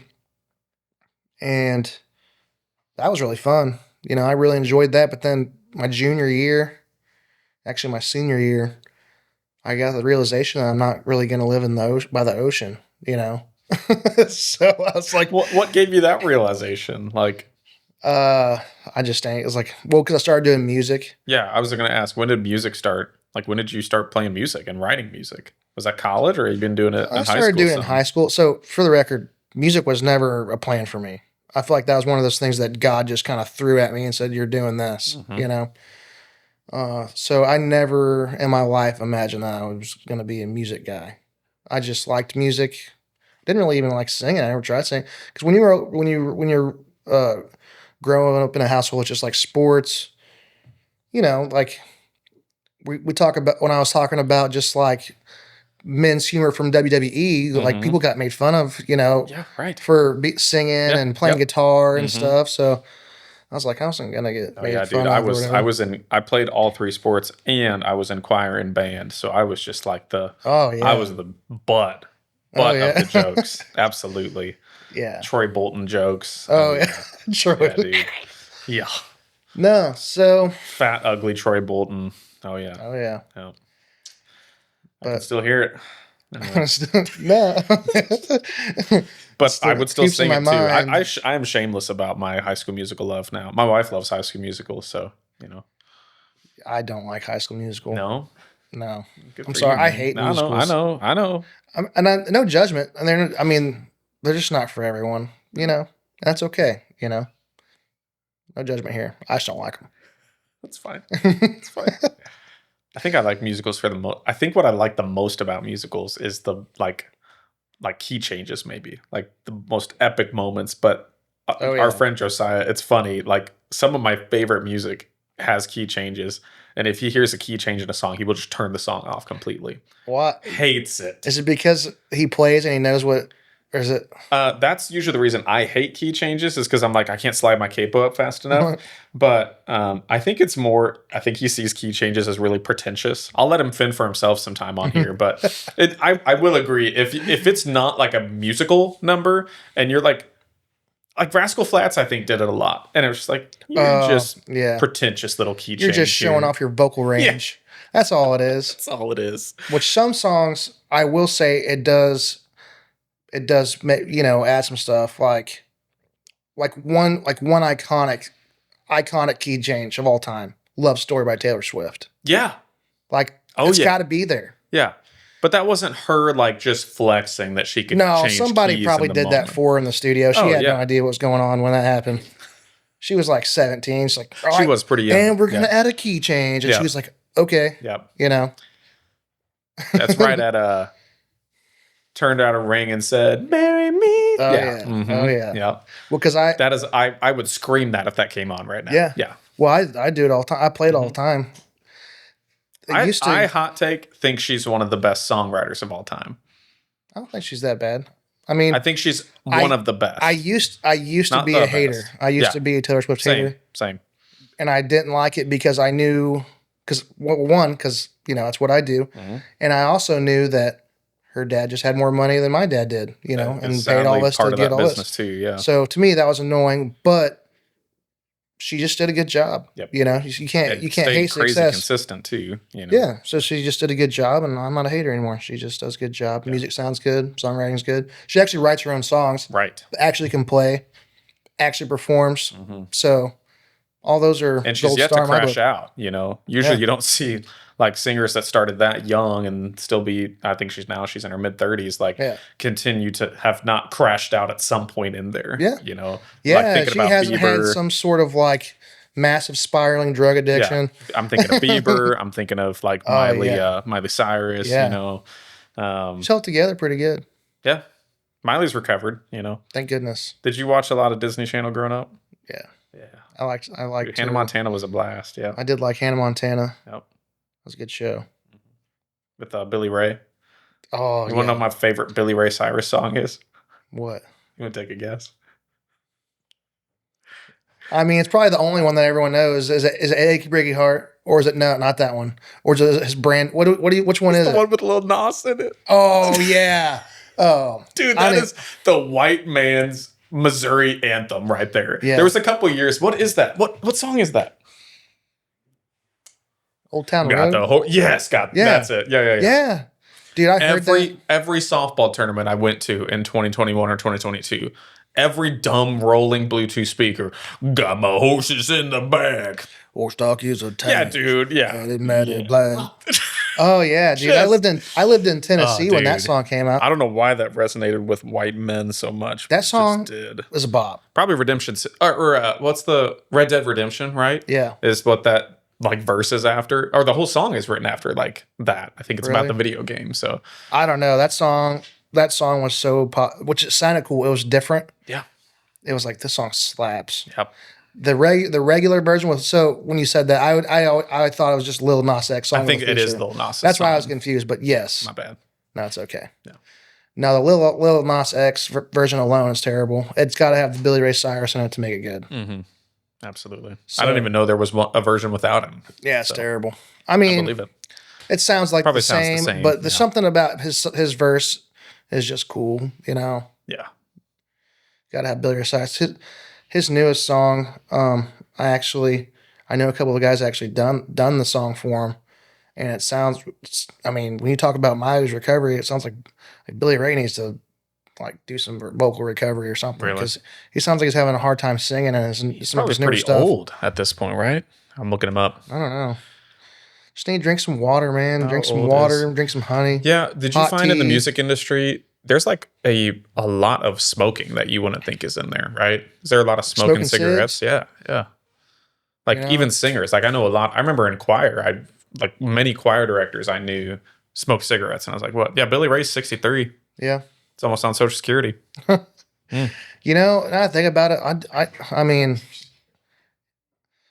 in the music industry, yes, people are usually always smoking something, whether it's cigarettes or the devil's lettuce. Weed, Yes. not meat. Yes. Yeah. Meat. I mean, but that's just being honest. Like Yeah, whenever right. I go, it's just usually that's what it is. Dude, you it's know? just if I could ban it, I would. Only because of the smell. the smell. Like yeah. especially I got my wholesome ice cream shop out here, and it just smells like Right. skunk. I'm Yeah, I like, don't all want right, peop- guys. Thanks. Well, I mean, I still don't have like a huge problem with it. But when you have kids, then you start becoming like having more of a problem because like, hey, just don't do that around the kids. You know, the kids. It's like, when's that smell? You know, like, don't have to explain what it is. right. You For know, the same reason I'd like you to wear clothes out in public. right? I'd like to not have to explain that kind of stuff. Yeah. You know, wanna do that, But you know? anyway, back to Central. So, what did you end up graduating with a degree in? Oh yeah, wildlife ecology or maybe Seriously? something like that. Wow. Yeah, I have to look. I don't people wouldn't remember. have pegged you with a wildlife ecology degree. No offense, but I Well- mean, like, yeah, that's not what you're a music artist. Yeah. Yeah. Well, like I said, I had a choice to make. Like I knew what I liked. I Mhm. knew that I liked being outdoors, Yeah.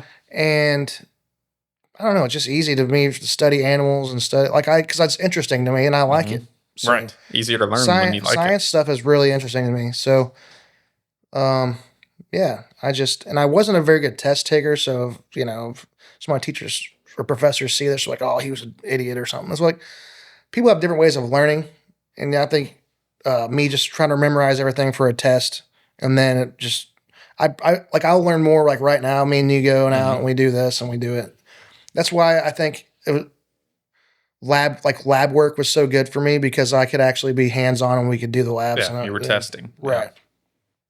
So, but I really enjoyed that. But yeah, wildlife, I just knew that I wanted to do that. And whenever I graduated, I decided, okay, am I going to just start trying to go to the conservation route or am I going to try to give the music a try? You know, because if I'm going to do it, I need to figure this out now because it's not going to happen. So, and that's when I decided I'm going to try to do the music thing first because I can always come back to That's right. my degree. Yep. You know, and I mean, I graduated in 2018, so I haven't had to use it yet. I've gotten a couple interviews.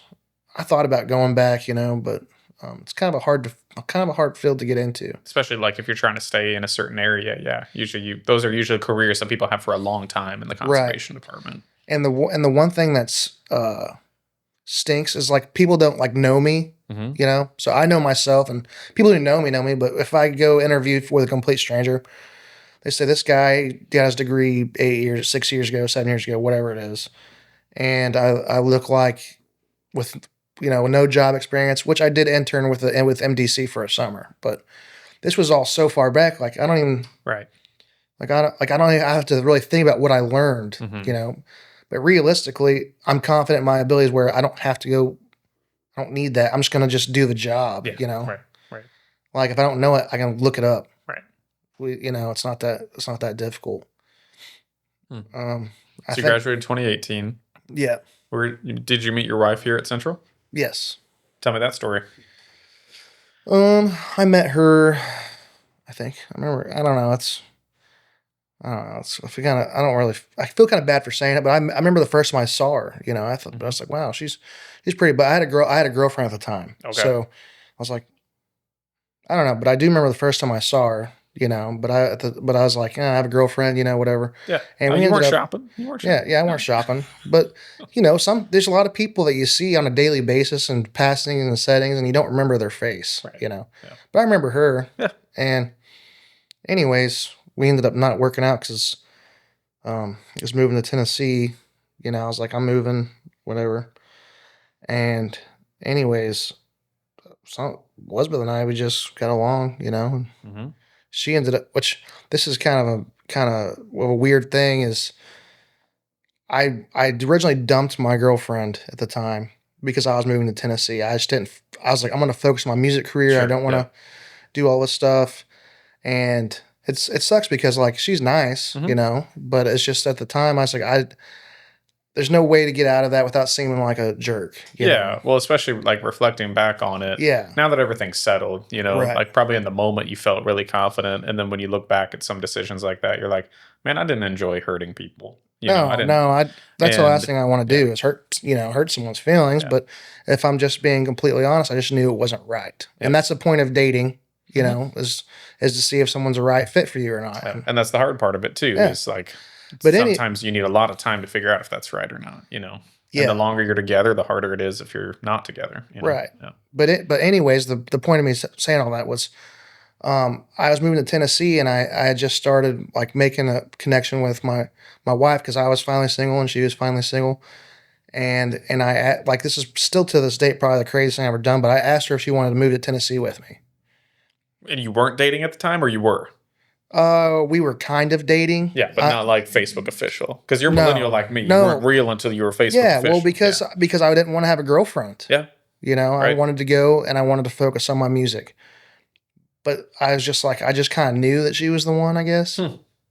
And so I asked her, and I was like, and then she said yes. So we're both crazy in that regard because that shit. I mean, but we did it, and That's one way to test and see how legit, yeah, You're not yeah, even so, dating and saying, hey, you want to try this? And yeah, she says, freaking yes. All right, yeah. let's And go. I was like, all right, let's go. And then we got to learn a lot, about each other in Tennessee because we lived there together. Hmm. And I actually had two other roommates when we met. So it was me and Elizabeth and a guy named Alec and a guy named Reese from West Plains. Hmm. And the goal was we're all gonna save money, go, do the whole Yeah. music thing. And it's weird. We all met our wives right before we moved to Nashville. Hmm. So they lasted like 2 months and moved home. Hmm. So I'm the only one who asked Elizabeth to come down Yeah. with me. So they moved back and then got married right after they moved back. And then it was just me and Elizabeth in Nashville. I was like, all right. And then I asked her to marry me.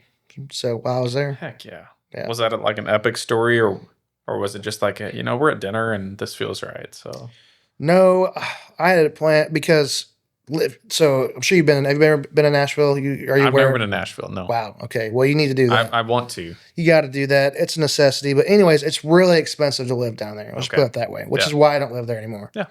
So I'd finally saved up enough money to get a ring because I had enough money. It wasn't a lot, but Mhm. I had just enough to where I was like, all right, I'm going to get her a ring and we're going to, I'm going to ask her. And that made me sick for like 2 days. Like knowing I was like, oh, I'm about to do this. She's nervous. It still makes me nauseous thinking about it, how nervous I was about it. Yeah. And I was going to take her to dinner and do it, and I couldn't do it. I just was too nervous to do it then. So I just asked her in our apartment, I just asked her there. Heck yeah. and got it done. You know, she said, yeah. Got it I was done. like, yeah. There we go. Yeah, but I was about to throw up for like 2 days thinking Yeah. about it. I was like, I'm going to propose and my life's going to change a lot. And when was this? This was post college. Yes. Yeah, but pre-COVID. A short little window Yes. in there, right? 2018 to 2020. Pre-COVID. Yep. Yep. Before everything got crazy. So it's pre-COVID. Life was good. Got engaged. Got When did you get engaged. married? 2019. 2019. We had a really fast engagement to marriage process. Yeah, I'm all for short was like- engagements. What are we doing? Yeah, it was like 6 months. Yeah. That's about ours too. Yeah. I was like, I've already made my decision. You know, it's like we're getting married, so Yeah. let's just get on with Get it. her down. Yeah. Yeah. Where was your wedding? We had it in Columbia at the I don't know what it's called, pavilion there at Stevens Park, I think. Okay, Stevens yeah. Lake Park. Yeah. So we did it there. Did you go It was fishing? great. Not that day, no. That would have been a funny photo shoot. Yeah, it would. But I do go fishing there about every year. So Is it good? it's not bad. That's the last time I caught a bass and a crappie. So Nice. crappie. Crappy. No. So yeah, we got married there and we're still together. And right now she likes me, you know. Like I said, I'll give her about another month before she starts hating me again. And then once the second baby starts growing up a little bit, then she'll like me again. Dude, she's gonna get after you after she I listens to this I podcast. don't care. I don't Sorry, care. Elizabeth. I wasn't trying to stir up anything. That's right. Okay. I make enough jokes about it. She's used to it at this point. Yeah. That's okay. When did you move back to Fayette, and when did you decide to open up a production studio? Is that what you would call it, or what would you call it? I A don't recording know. studio. Sorry. Yeah. So we moved back about 2020. Oh, I don't know. Whenever we got married, so 2019. 2019. Because I feel like you beat me here. You were here before I moved back. Yeah. I don't know. Either way, moved back and I started working at Black Rifle in Boonville, the gun store. I was assistant manager there for about a year. And then I was like, man, I really need to use my degree if I'm not going to be doing music stuff. So I applied over at Howard County Soil and Water. Mhm. And so I got a job there as a conservation technician. Because in my mind, I was like, I'll work this job, get my, resume built up so I can get a better one. Because this was like minimum pay, So it was like $13. I'm bringing home like $450 a week. Like it's terrible. Yep. I make more than that in one night playing an acoustic show. Mm-hmm. So anyways, we're doing that. And COVID happens, so they're just having us just sit there and like do nothing. This is like when it first happened, they sent me home and because I was still training, Mm-hmm. like, all right, well, we're just going to wait because it's technically a government job, Mm-hmm. So I'm sitting there waiting to get to do stuff and they don't have anything for me to do and they're still paying me. So when we're talking about like mouse movers, like Right. I felt bad that they're paying me to do nothing because I can't do anything. So we're just sitting around. And anyways, long story short, that job didn't work out because once again, I just can't sit in a spot all day. No. And especially getting paid really bad too. Everyone there was nice. I'm not knocking everyone there, but I felt like, I just feel like that wasn't right for me. Sometimes we do things and it's just not right. Yep. And so, which is where David comes into play. David. Mhm. He's the reason why we started all that. Where'd you meet him first? I met him in Mountain Grove Okay. when I was in high school. He moved from Texas. But anyways, he saw that it was for rent, and we thought between Kevin and Brendan and I, we were pretty confident that we could lay down some like pretty good music tracks. Everyone's closed, locked in, so we're like, we can just record some music. Why not? And Dave was like, well, I think they're only wanting like $500 a month rent for that. It's like, I can split it with you and we can. And I was like, that don't sound that bad. And so we just decided to do it. It's like, we surely we could swing $250 a piece a month for the building and then, do all the stuff. And anyways, it just kind of took like all of it was just so weird because he was going to just do films, stuff and work on his film. And then I was just going to do music stuff. And then whenever Brian Andrews came in and recorded the Liquor and Pill song we talked about, that just went like viral, and it just created a supply and demand type situation. Mm-hmm. And so here we are just doing it now, you know, and really having to learn a lot along the way because I don't really know what I'm doing. And that's why it was so important to have just a good team. It's, you know, because Josiah had the knowledge of, you know, the mixing stuff, and Kevin's like one of the best guitar players. Yeah. Brennan's one of the best drummers.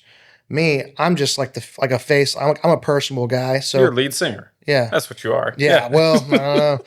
I've had to work at it. Yeah. You know, I never always was really that good, but you also had to have the personality to lead.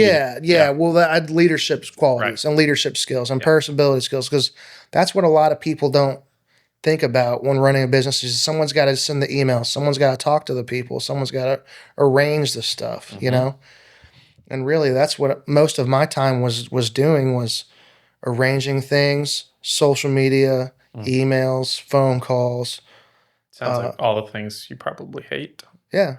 Well, that's my job. You know, that's my job. And, you know, Josiah gets to focus on his job, and Brent has to focus on his job. And then when it required a teamwork for the dream work. And one thing I do wanted to say collectively is, I know that you're a great musician, and I definitely would have had you been more involved if I could afford to pay you to be there. I have not lost any sleep over it. Okay. Plus, you had all your spots filled, you know? Yeah. And it's not like I wasn't doing nothing, right? Yeah. I launched a new business at the same time around there too. So. Yeah. I just didn't have any money. But, you know, by the time somebody paid me, it went to everyone else but me, you know? Yeah. And then also still trying to stay afloat, you know, because I just quit my job. You know, so it was a huge leap of faith, because because it's like, either I'm going to look like a complete idiot for opening a recording studio in Fayette, or it's going to work out, you know? I mean, and by the way, like, that characteristic of that level of risk reward is usually how great things happen, right? Yeah. So you got to try something. I mean, I'm aware, I was fully aware as an outsider looking in how stupid that sounded. Like I get it, but these people don't understand is I make all my money online, you know, which has kind of removed the necessity for the Square location, is because, I mean, I'm getting paid online, right? You know, So especially during COVID, that was one of the things that I wish that we could have been more prepared for as a town. Was there was, I think, a lot of people that made their money online, sorry, your spinning's distracting me there. A lot of people making money online, and that would have been a great opportunity for the town of Fayette to, you know, you can come move here for cheaper, at least at the time. Move here for cheaper, have pretty good internet with like all the fiber that we've got in town, and run your businesses or work from home in Fayette. That would have been a great thing to take advantage of, you know. Right. But I don't think we were ready for that. Our real estate wasn't in good enough shape to have a lot of that. No development going on, but yeah, I never doubted that you couldn't pull it off from a from the location standpoint, because I was on the same boat as you. I was like, who cares? Like, right. Yeah. Because I'm sure you got all the, you know what you should do? Build a venue. And I'm like, yeah, so all 6 of you who say that come, like, oh yeah, people of Fayette aren't coming out for a concert where they hardly come out for, they'd come out for a concert they don't even know they won't even come out for a person they know, you know? Yeah. So anyway, but go ahead. Tell me more about like that experience. Oh yeah. So, it just kind of happened. The supply and demand defect. And this is when I got people, like, we started recording music from people from, like, one guy from Canada, Oklahoma, Illinois. Casman. Yeah. She still, lives in Seattle. With her? Yeah. I'm probably going to see her on Monday. I'm going to Nashville. She lives in Nashville now. Does she? Okay. Yeah. She's so good. I still listen to her music. So good. Yeah. Makes me sound terrible. Like, comparatively, she's so good. It makes me sound terrible. It's one of those things. I think I've talked about it like in the sports sector, but like you said, I am a musician, and like, even if I practiced a lot more and made myself excellent, there's still then another tier of just sheer raw talent that you're like, it doesn't matter how many hours I practice, how many things I do, and that I'll never sound like that. Right. I'll never sound like that. That's one thing I can kind of compare it to right now, is with Like right now, there's a lot of AI instruments and a lot Oh of yeah. and when you try to like match up like just a live raw recording with like AI music, like AI instrumentation, it sounds like a sore thumb sticking out because it's not perfect, Mhm. you know? So, but Casman's not prowess. She is the best singer I've ever heard Mm. live. Like, because you try to, you have to scan everything with Melodyne to give it the professional polished sound. Yep. Whenever you produce a song, and like with hers, like you don't even have to. It's literally Mm. so perfect, Mm. so perfect. I've never seen anything like it. I don't know. Hearing her live, she's a great songwriter too. So, Casman, good job. Yeah. If I think I could go pro in any sort of like music stuff, I would be a backup singer. Oh yeah. Because I think I can match pretty well. And I would harmonize with Casman if she let me. Like that kind Oh of yeah. stuff would Oh be yeah. like one of her songs, Please Slow Down, is one of my favorite songs that she's got. Um, Seasonal Lovers is another good one that she wrote. What songs did you produce for her? You know, I think she only released one that we did, which was "Drive Me Home." Okay. But so I guess I think we missed the memo because she was going more of the folk route, Mm, and so when her dad owns the building, right. so it's like, oh, my daughter's doing country music, you know, and so we're like, oh, perfect, country music, we can do that. And we were going for more of the mainstream polished country sound, which wasn't really the sound she was going Yeah, for. I think she was searching for more of an organic. Yeah, Yeah. you know, which happens. I mean, I've had 6 or 7 songs done for me that I never released because I just didn't. That didn't match what I was wanting to do. Yeah. You know. Yeah. So yeah, we did. We started several of them, but as far as releasing, I think she released one, but I think we started on 4 of them. Yeah. I remember that one that you guys let me play around with. That still Dude, plays around my head. it's so good. Yeah. I'm like, I'll just release it. Yeah, I'm gonna tell her. I'm like, you need to release it. I think that's one skill I'd love to see if I'm naturally talented is in the producing stuff. Because I do feel like when I try to think about what I think I'm good at, it's hopefully hearing what people aren't saying and like being able to develop that voice, whether that be just from a conversational standpoint or a music standpoint. I think I'd love to try that. So you ever want to, I'll do it with you sometime if you ever like, hey, what would you do with this song? But I need somebody like Josiah to do that too, which you probably have the same skill. But if you put Josiah and I in a room with some audio and some video, we can usually make some magic happen. You've seen those Henry's videos we've made Oh, yeah. each year for the hot cocoa Oh, my competition. gosh. Yes, That is my they brain, pause, and he grabbing made it the out. thing. Yeah, yeah. I was That like, is oh my my brain gosh. with him producing it, and it's so good. But That's um, hilarious. but yeah. So you were on the square for a bit, and then Mm. decided to hop off the square, right?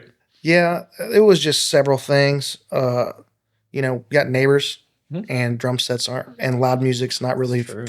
not It really never neighbor bothered friendly. me, I don't think. But yeah, you had apartments above. Yeah, well, Hard to record music too if they're loud. yeah, that was a problem. Is the neighbors above got dogs, Mm. and so they were just, and I love dogs, but they were just running around, and you could hear them running around, and cages rattling, and you could hear it through the ceiling. So when you're trying to record stuff, Yeah. it's like kind of messing with my recording a little bit, but also I'm also being loud all the time. Right. So I have no room to talk. Yeah. So Is I would be shocked, but is Hercules still around? Hercules. Wasn't that David's dog? Oh, Goliath. Goliath. Okay. Somewhat. Actually, Goliath just passed away like Really? a month and a half ago. Wow. Yeah. That's a good run. Yep. He's, I think, Wasn't he 15, blind? 16, blind. Yeah. Yeah. Yeah. Didn't know where he was going. He's a cutie. Yeah, he fell off the balcony there in the studio one time. I was like, and he was fine. He was fine. I was like, dude, that was like a 12, 15-foot drop. Luckily, he didn't land on his head or something, you know? Must have just landed just right. Poor guy. Oh, Yeah. man. But yeah, so built your own studio at home then. Yes. Yeah. Yep. And it's cheaper than my rent. I don't have to bother anyone. Yep. The only thing I would change about it is I wish I had a bathroom, Yeah. you know? So I got to tell people who come over, I'm like, go to Casey's before, or, you know, go somewhere where you can go inside my house. But mostly at the times it's guys, so we just go outside. Yeah. You know what I'm saying? Yeah. I got a nice little secluded area by my John boat. Yeah, you got a big yard. You got a big yard. Yeah, Yeah, you're good. right next to the woods. You want to go in the woods, go Yeah, do that. Right, right. But Drive down to Ricketts, you know. yeah, you could. You could. So So what are you up to now? right now I'm just I'm working on a lot in the studio right now, like almost kind of too much. Yeah, I really am because I was like, I'm working on like 6 or 7 songs right now that Of yours or others? others. Okay. I'm working on like 3 or 4 for Luke Christensen. I'm working on 2 or 3 for Andre. Nice. I'm working on like 3 or 4 of my own. So I'm doing more songs than I thought. Um, I'm waiting for Molly Lyons. We got a project we started a couple months ago. So whenever she's got time, we're gonna finish up on some of that. Mhm. So I don't know. I just got a whole bunch of projects open that What do you think her genre is? I like listening to her music, but I haven't really figured out where to place her yet. right now I would say just like it's like pop. Poppy, yeah. Yeah, yeah, yeah. I like it, and I've started, and I hate to even say it, but like I've started using more like AI software stuff. But everyone else is doing it. Oh, we're doing it. I have Not to do it, in producing music, but yeah. and it's just like it's making things easier for me, like on the arrangements and stuff. It's where I can, uh, make it a faster turnover. So that's gonna help me out a lot. It's So awesome. How far along does it get you, like in the audio? Like if you had to say, like how much more post do you think you have to do after that? oh, for me, drums, like if you look just in songs in general, like especially like modern music today, drums is like half the mix. So if I can use AI to help me really beef up the drums and the bass section, that completely finishes half the mix for me. So, Your drummers are important, yeah, yeah, by the way. yeah. Drummers are super That's important. why. I'm sure it's more complex with music because like this stuff, like it gets me probably like 90%. Yeah, yeah. Well, I would say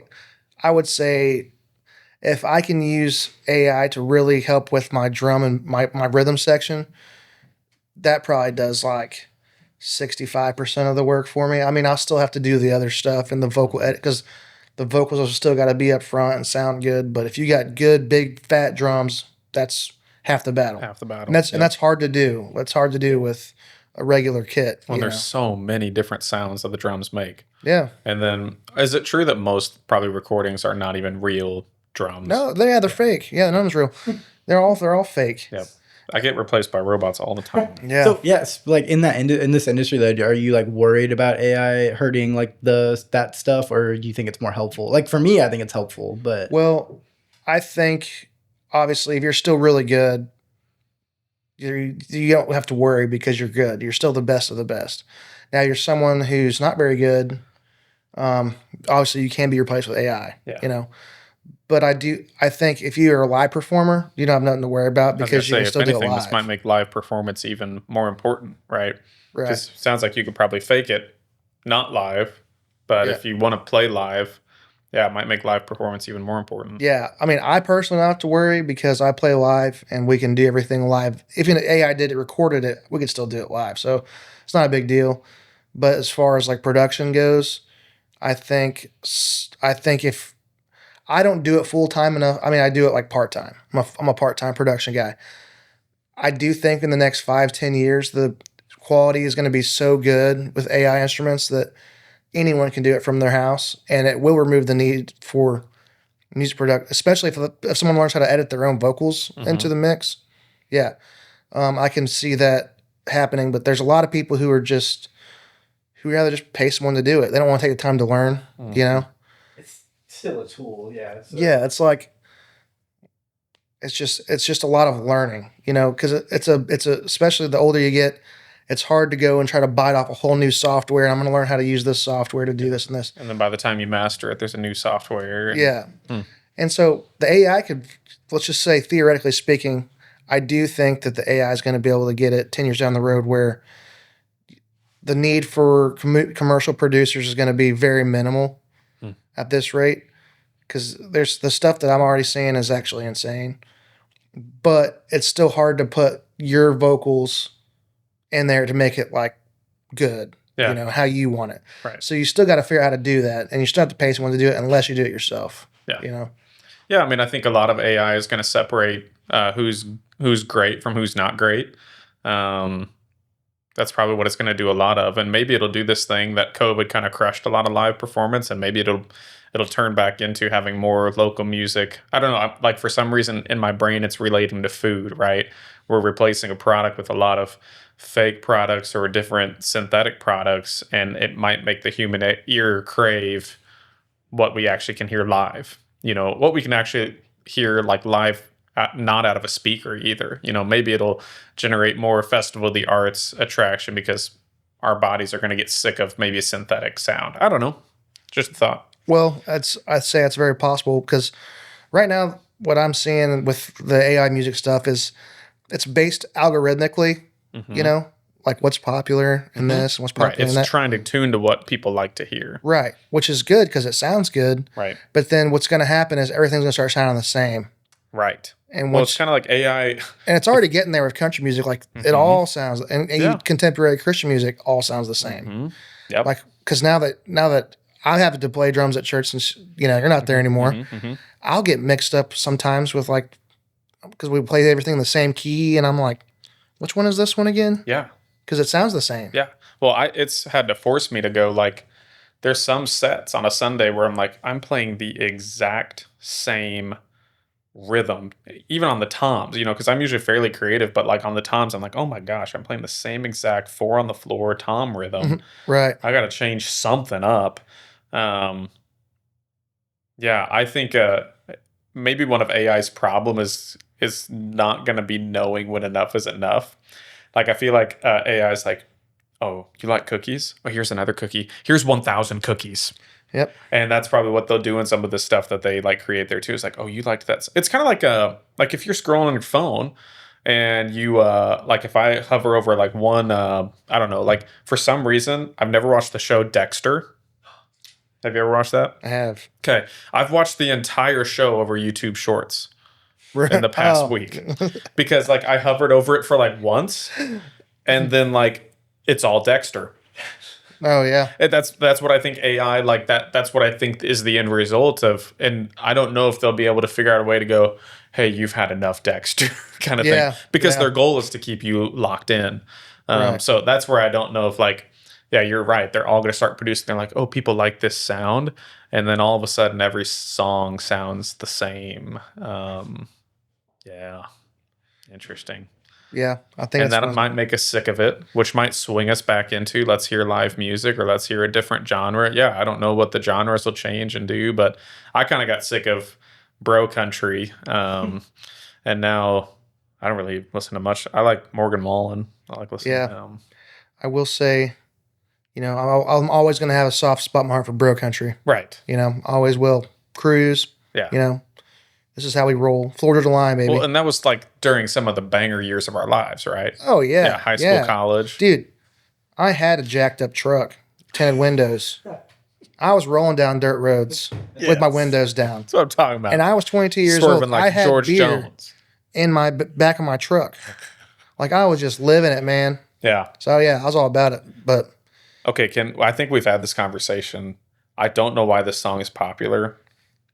Just Wait in the Truck. Mhm. What on earth is that song? I think my opinion It is, sounds cool. yeah. The sound is cool, but yes, go Have ahead. you ever seen the music video? No. That's why. That's why? It's a cinematic masterpiece. Okay. Yes. Yeah. It's basically, if you see the video, you can picture the song with the video. Yeah. It's just like a short film. Okay. And they just extracted the audio from the short film and put it on the radio. And then you're like, what is this? What is this? Yeah. But if you watch the video, you're like, whoa. But the story is stupid. The premise of the story is Well, stupid. To me, it sounds like Hardy, the guy who wrote the song. Yeah. It's like, this guy sounds like he has like a little bit of mental issues. Yeah. Some rage built Yeah, up. he didn't think that one through. And took it out on this guy, Yeah. And then somehow took a bad thing and made it kind of good even though it's not because he killed someone. Yeah, like he like served justice to a rando. Yeah. And then stuck by his decision, like stuck with it. Like, what does he say? Like, jail's better than the place I sent him to, or something like that. And I'm like, yeah. Was this worth it? Like, didn't you have a family or a dog at home? Like, you just would go to jail for this random. Yeah.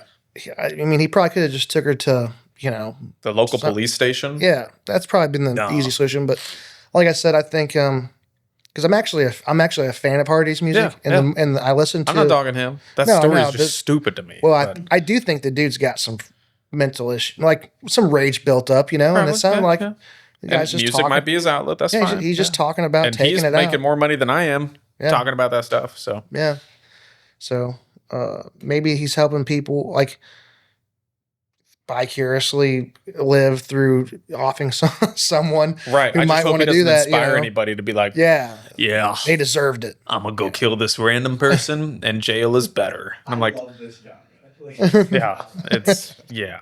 So I don't know. It's just the first time I heard that, it was just so serious, and I'm like I basically in my head did the AI summary of the song. I was like, all right, so this guy was driving in a rainstorm, found a woman who gotten beat, and Yeah. was like, I'm gonna go kill this guy and Yeah. go to jail and be happy about it. I'm like, Yeah. probably should have just called the cops, but Yeah. you know, my listeners might disagree with me, but yeah, I just but I have heard that about the music video, that like it's a lot about what that masterpiece is about. And I guess in a way I can see it him trying to do like being like the man and Yeah. standing up for a woman and Mhm. doing the chivalrous, like I'm gonna take care of this woman, but murdering the guy's a little bit too far. Yeah, murdering and then being like, I'm really proud and of what I did. smoking his cigs while he's dead. Yeah, waiting for the cops to come. Just waiting the truck. Yeah, Yeah. there's probably some other ways you could communicate chivalry, but you know. But I will say, when I first heard Hardy's music, I didn't like it. What else is he known for?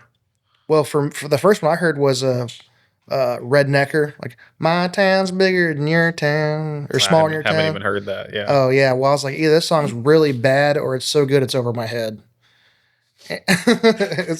And I was like, this is either the worst thing I've ever heard. I feel like his like music resonate. Dude, no, never mind. I don't want to offend anybody. But anyway, so that's the first song you heard. Yeah, and I don't know. I'm just picturing like the town person who drives around his lawnmower. Yeah. Anyway, sorry. Well, I hated the song. I thought it was terrible. Yeah. And then I heard a couple more of his songs, and I was like, okay, this guy's just such a good songwriter. It was over my head because he actually is a good songwriter. Let me look up some of his songs. Hardy. But I like a lot of his rock music because he's got a lot. Wait in the Truck is his most popular song. Of course it is. He probably hates that song too. Oh, actually, no, it's not Truck Bed. Oh, I haven't heard that. Oh, that's a good song. How does it go? I woke up on the wrong side of a truck bed this morning. Heard that one either. Oh wow, that's great. I don't know any I of like this the production stuff, on man. that one because he just goes ham at the end. It's just metal. This is what he looks like? Dude, I assumed he was like 6'2", blonde, and would beat somebody up with neck tattoos. No, he looks like a nerd, kind of. He looks like he would golf. Yeah. Yeah. Probably does. I don't know. I used to think he looks like a nerd. He's normal looking to me now. The first time you see someone, you think that, like, I don't know. I guess that's kind of being judgmental. I guess. Yeah, right. We're being a little judgmental here. But he put himself out there, all right? So, yeah, it's, that's the one thing I hate about making content, man. I was like, all these people are going to judge me. Like the guy said that I look like a point when I read. Dude, that messed with me. you look right. He says, so I made this video about me promoting my content, and this guy was like, you look like you point when you read. I'm waiting for the hate comments. I won't let him read them. Dude.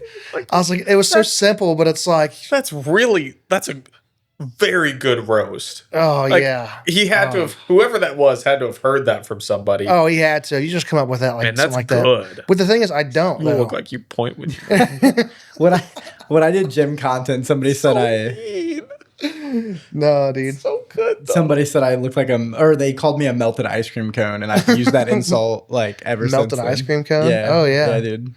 Well, like, I don't pin myself with someone who looks mentally incapacitated, I don't know where he got. I'm gonna assume he tied it in with the country music thing because a lot of people who don't like country music, they'll just tie that in with like low IQ, And I think that's where that's probably where that came from. Somebody said I look like a homeless veteran once. Almost That was better. mean. I'm trying to think. My older brother, I think, has done a good job of protecting me because I don't think many people have Almost the veteran. guts to comment like something like that just directly, or say something like that like to your face. But a lot of times my brother will hear the criticism that I get, and I think he filters out some. But one time, and I think he's probably done it too, just to like motivate me. I'm talking about Logan, but he was like, "Yeah, this dude saw you at church and said you look like a homeless veteran," and I was like, "Mm-hmm, we're gonna write that one down." But also, I used to just wear whatever. I still do. I look like Dwight K. Schrute right now in my nice pants and my Preston Ary shirt. I just like need it. the belt clip and I'm good, or the phone clip. But I like it. here, I'll just show the camera too. Like this is where I'm at. Like I'm in my nice pants. Go in Go the center. in the center, Yeah. right here. Belt Did high. you see it? I like it. I am the editor. This is gonna be such a big. Anyway, you get roasted anymore? I'm trying to think of things I've been roasted for. I was teased for being fat in middle school. So I much get so that that one now. I wore those Walmart shirts that were super tight to try to squeeze my boobs in. It was really sad. I wore those till I was about a sophomore in high school. You know, I was never really fat. I mean, I guess I'm kind of new to the fat thing. I'm You just, just need to get back on your fish oils, and we're good. yeah. Which the you thing want is, some of I'm this not really brownie? fat. No, please get away from me. The coffee was enough for me, man. No, but like I'm new to the fat gang, and I don't I don't know. It does kind of hurt people's feelings, getting called fat. But the thing is, what really made me start noticing is like I look around in my friend groups or I'm like in a room, and I'm like, am I the fattest guy in this room right now? Because if I am, that's a problem. That's the difference between. I don't even know how to say this without sounding offensive. There's the person who makes it like I should accept myself, and there's the person who's like I should be better, and like that's. Yeah, it's like, man, I should probably go to the gym. Or I should probably watch what I eat. Stop drinking so much beer. Yeah, I don't know, but like, because even that was me growing up. Like in all my athletic circles, I was usually one of the bigger ones. But I was also a pretty salty athlete for the most part. So, like, it was a line to walk of like I think most people would say that. I don't know. I think I've always I don't know where that came from, but I've always seen myself as fat, even though my wife is like, "You're not fat." I'm like, I can't hear you saying that because you're my wife. You're supposed to not say that I'm fat, Right. But yeah, I remember it definitely in high school. I remember trying to I've totally found like some eBay weight loss pills, which was terrible. yeah. I think I passed out in the shower one time with them because I just wasn't eating. And then I took like a metabolic booster. Crazy stuff. But now I just, I embrace it while also realizing I need to be healthy, Right. But also I just binged 225 the other day, and you didn't think I could. I did Because he assumed I lived a sedimentary lifestyle. To be honest, you don't pin me as someone who could throw up 225. So that's pretty I appreciate impressive. you saying that. That makes me feel good, honestly. a lot You of saying people that you can't do didn't that. think I could do it makes me feel great. Yeah. I also Love it. I came into this thinking like because whenever he asked me to like train him, like he kind of talked about himself like he never worked out ever. It was like False. and so I just didn't know what to expect. So and your shoulder injury. So like I've had a back surgery and a shoulder surgery and all that. But yeah, so that just tells me that you can be doing way more. So Yeah, Well, how many reps did you do? Like a we one just rep did it max? for one. I don't know if I could One? do another one. I don't That's know. still good though. Yeah, it's fine. I think he could. I don't know if he could have done 225 for more than one, but I definitely think he could have done a little bit more weight for. Yeah, one more. I don't have goals necessarily like around the fitness piece of it outside of just being consistent, right? That was, I had a gym in my garage when I lived here in town. And I wasn't like, I couldn't even tell you what I was lifting. One time I did fail bench I got trapped under 95 pounds. Oh, nice. Just I seeing was what times you doing could too do many it. reps. Like I was on like my fourth set for like 12. And so like towards the end of that, I didn't get trapped. I got out of it, obviously. But just so you know, folks, like just go work out. You don't have to like sling a certain amount of dumbbell that you used to sling when you were like in high school. Just start moving. Take your fish oils. Yeah, yeah. Fish Being- oils, moving. vitamins. Being in the room, I mean, you're talking about just being in the room is like the biggest part of it. Like, I'm not a showing up's half the battle. Like, showing up's like where you start. But like if you're in the gym, you don't have to be the strongest. I mark my words, Landon will be diced by the end of this. Like, What does diced mean? He's Gen Like Z. shredded. Shredded. yeah. See, he knew. Not if I keep eating Actually, these brownies, man. I've never heard that used in context. I just assumed. I mean, I could Yeah, have it makes figured. sense. I could have figured it out. Yeah, Diced means I got 6 sides, right? yeah. No, got these triceps in 3D.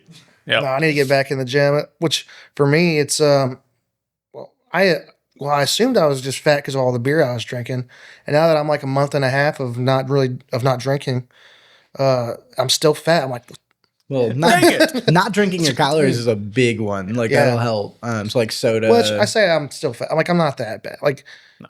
It's not that bad. I thought it was just all beer belly, and apparently I just need to go do. Yeah, it probably wasn't helping. No. Especially alcohol probably doesn't have a lot of positive benefits for your body in general. Right. So it could take a while for your body to recover from some of that processing too. I just does beer taste good to you, or was it like did you have to learn to like the taste? Because I'm convinced all y'all are lying about beer and wine. Wine smells like feet. Beer is fermented wheat. You're just drinking bread with no. Ugh. I don't know, but like it doesn't actually taste good. Like if I sat you an orange soda and a beer right now.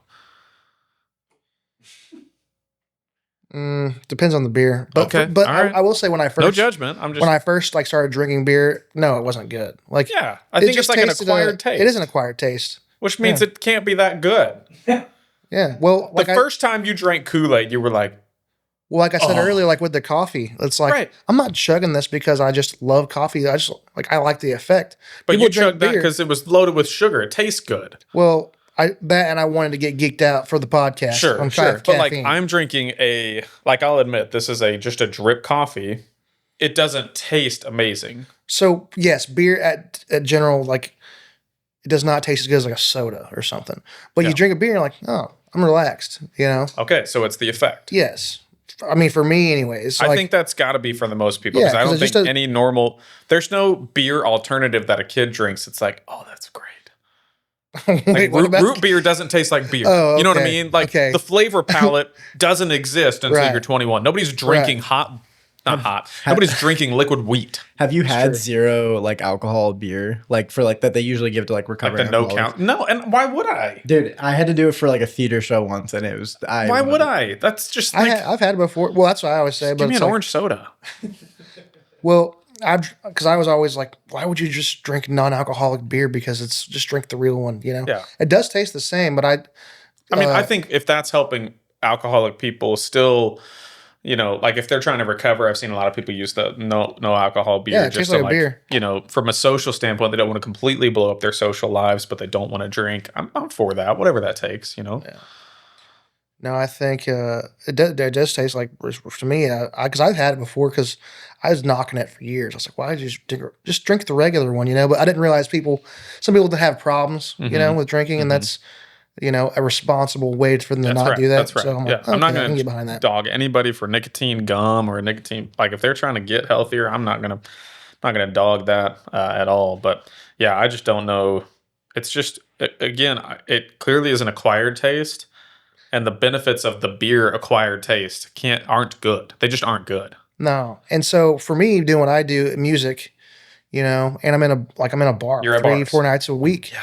And so you can't go ask for a water, get kicked out. No, I've gotten pretty good at asking for waters. Yeah.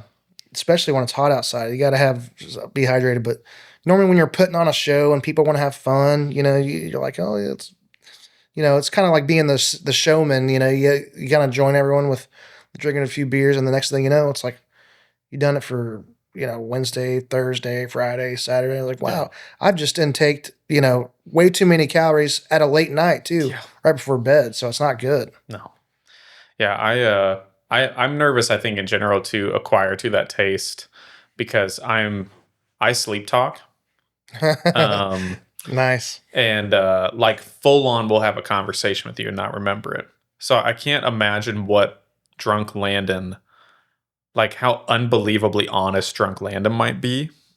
And like I could really just say some really harmful things either about myself or to other people or cook somebody else. So I'm very nervous if I was up. That one time I was ever... Be careful here. I think I was drunk one time. It was an accident. That happens. So you ever had paint can? Oh, yeah. So good. Yeah. So good. Okay. Well, paint can, when you're on like day 3 of it, like you made it for like 3 days. For a while. Yeah. It's got no more pop to it. Yeah. It just tastes like Real good I lemonade. forgot about paint can. That's Well, college Landon stuff. at like 22 doesn't know what limits are. I've never been drunk in my life. I'm on like my third Yeti full of this stuff. Your boy drives out to the farm. We're good. I made it. Yeah. I get into the woods to go hunting. After drinking paint can? Yep.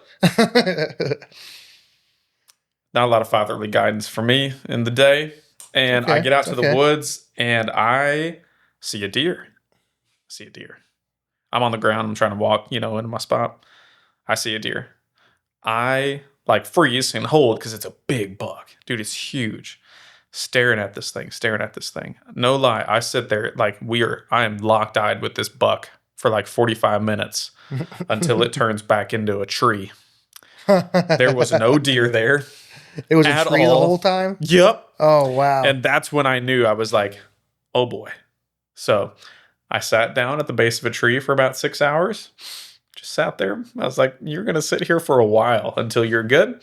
And then I made it home and we're all good, folks. But yeah, that's where I would be afraid of. Like, I don't know what limits are. I don't think anybody ever knows their limits, right? I mean, you don't know till you find them, I you guess. consistently find it, probably. Yeah. It's like, I don't know. I mean, fortunately, I said I was in a fraternity. I mean, I drank a lot, Yeah. So that's one of those things that, it's like, which I didn't know. Like, I didn't know like that's what fraternities were known for, was drinking Really? a lot. Yeah, I didn't know that. And Naive little Preston. Yeah. I'm proud of you for that. I love that out of you. Of just like, oh, this is brothers.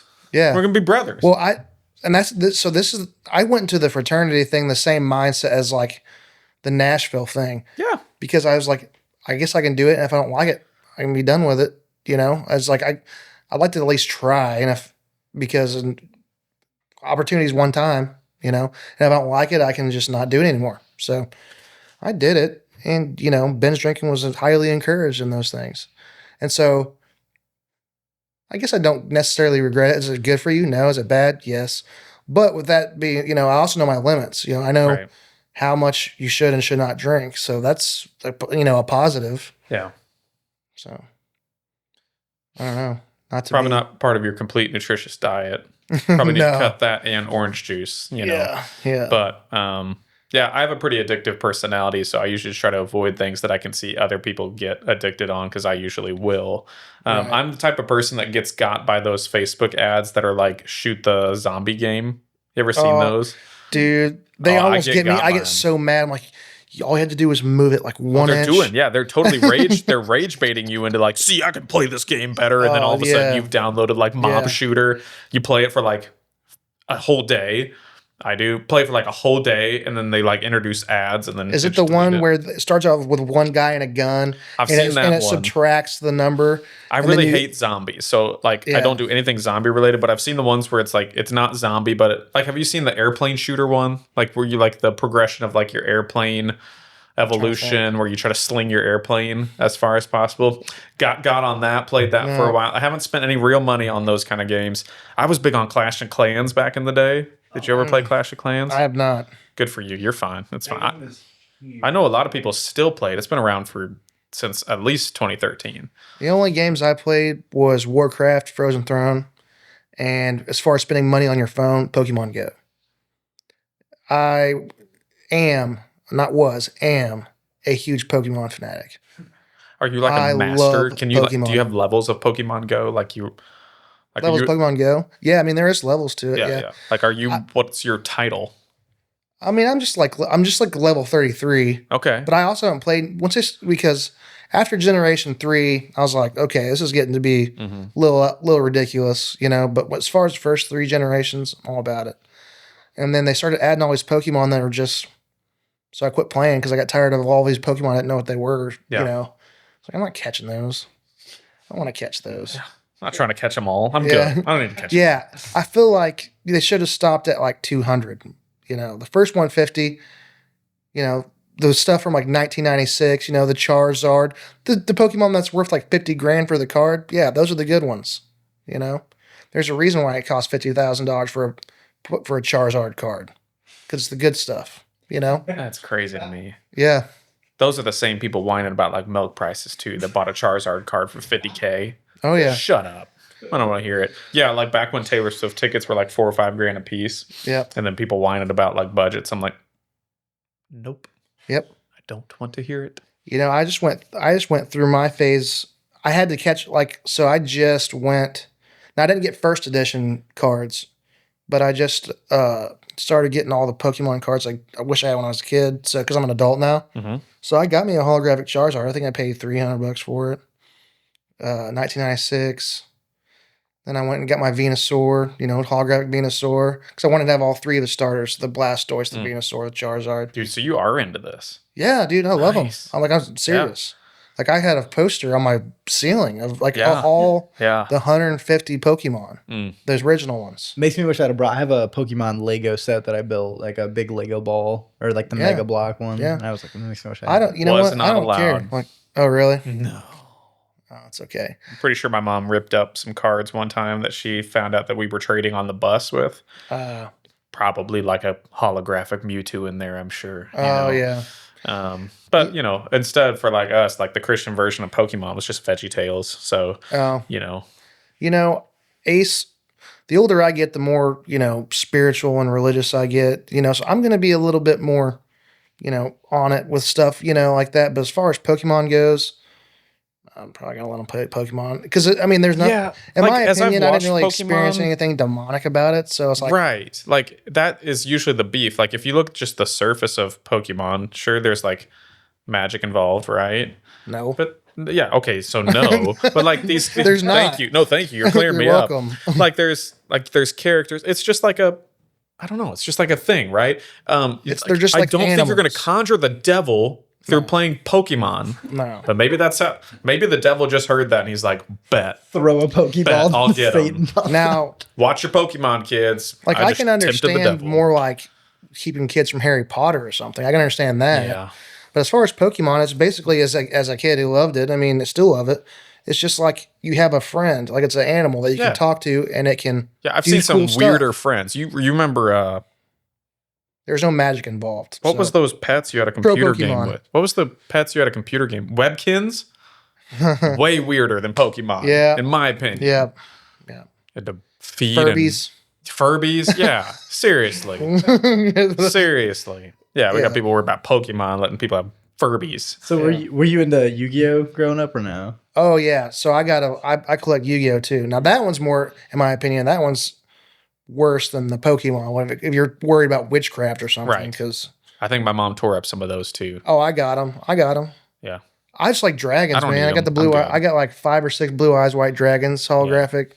My mom, I think, was good about just not letting me do stuff like that because I like it.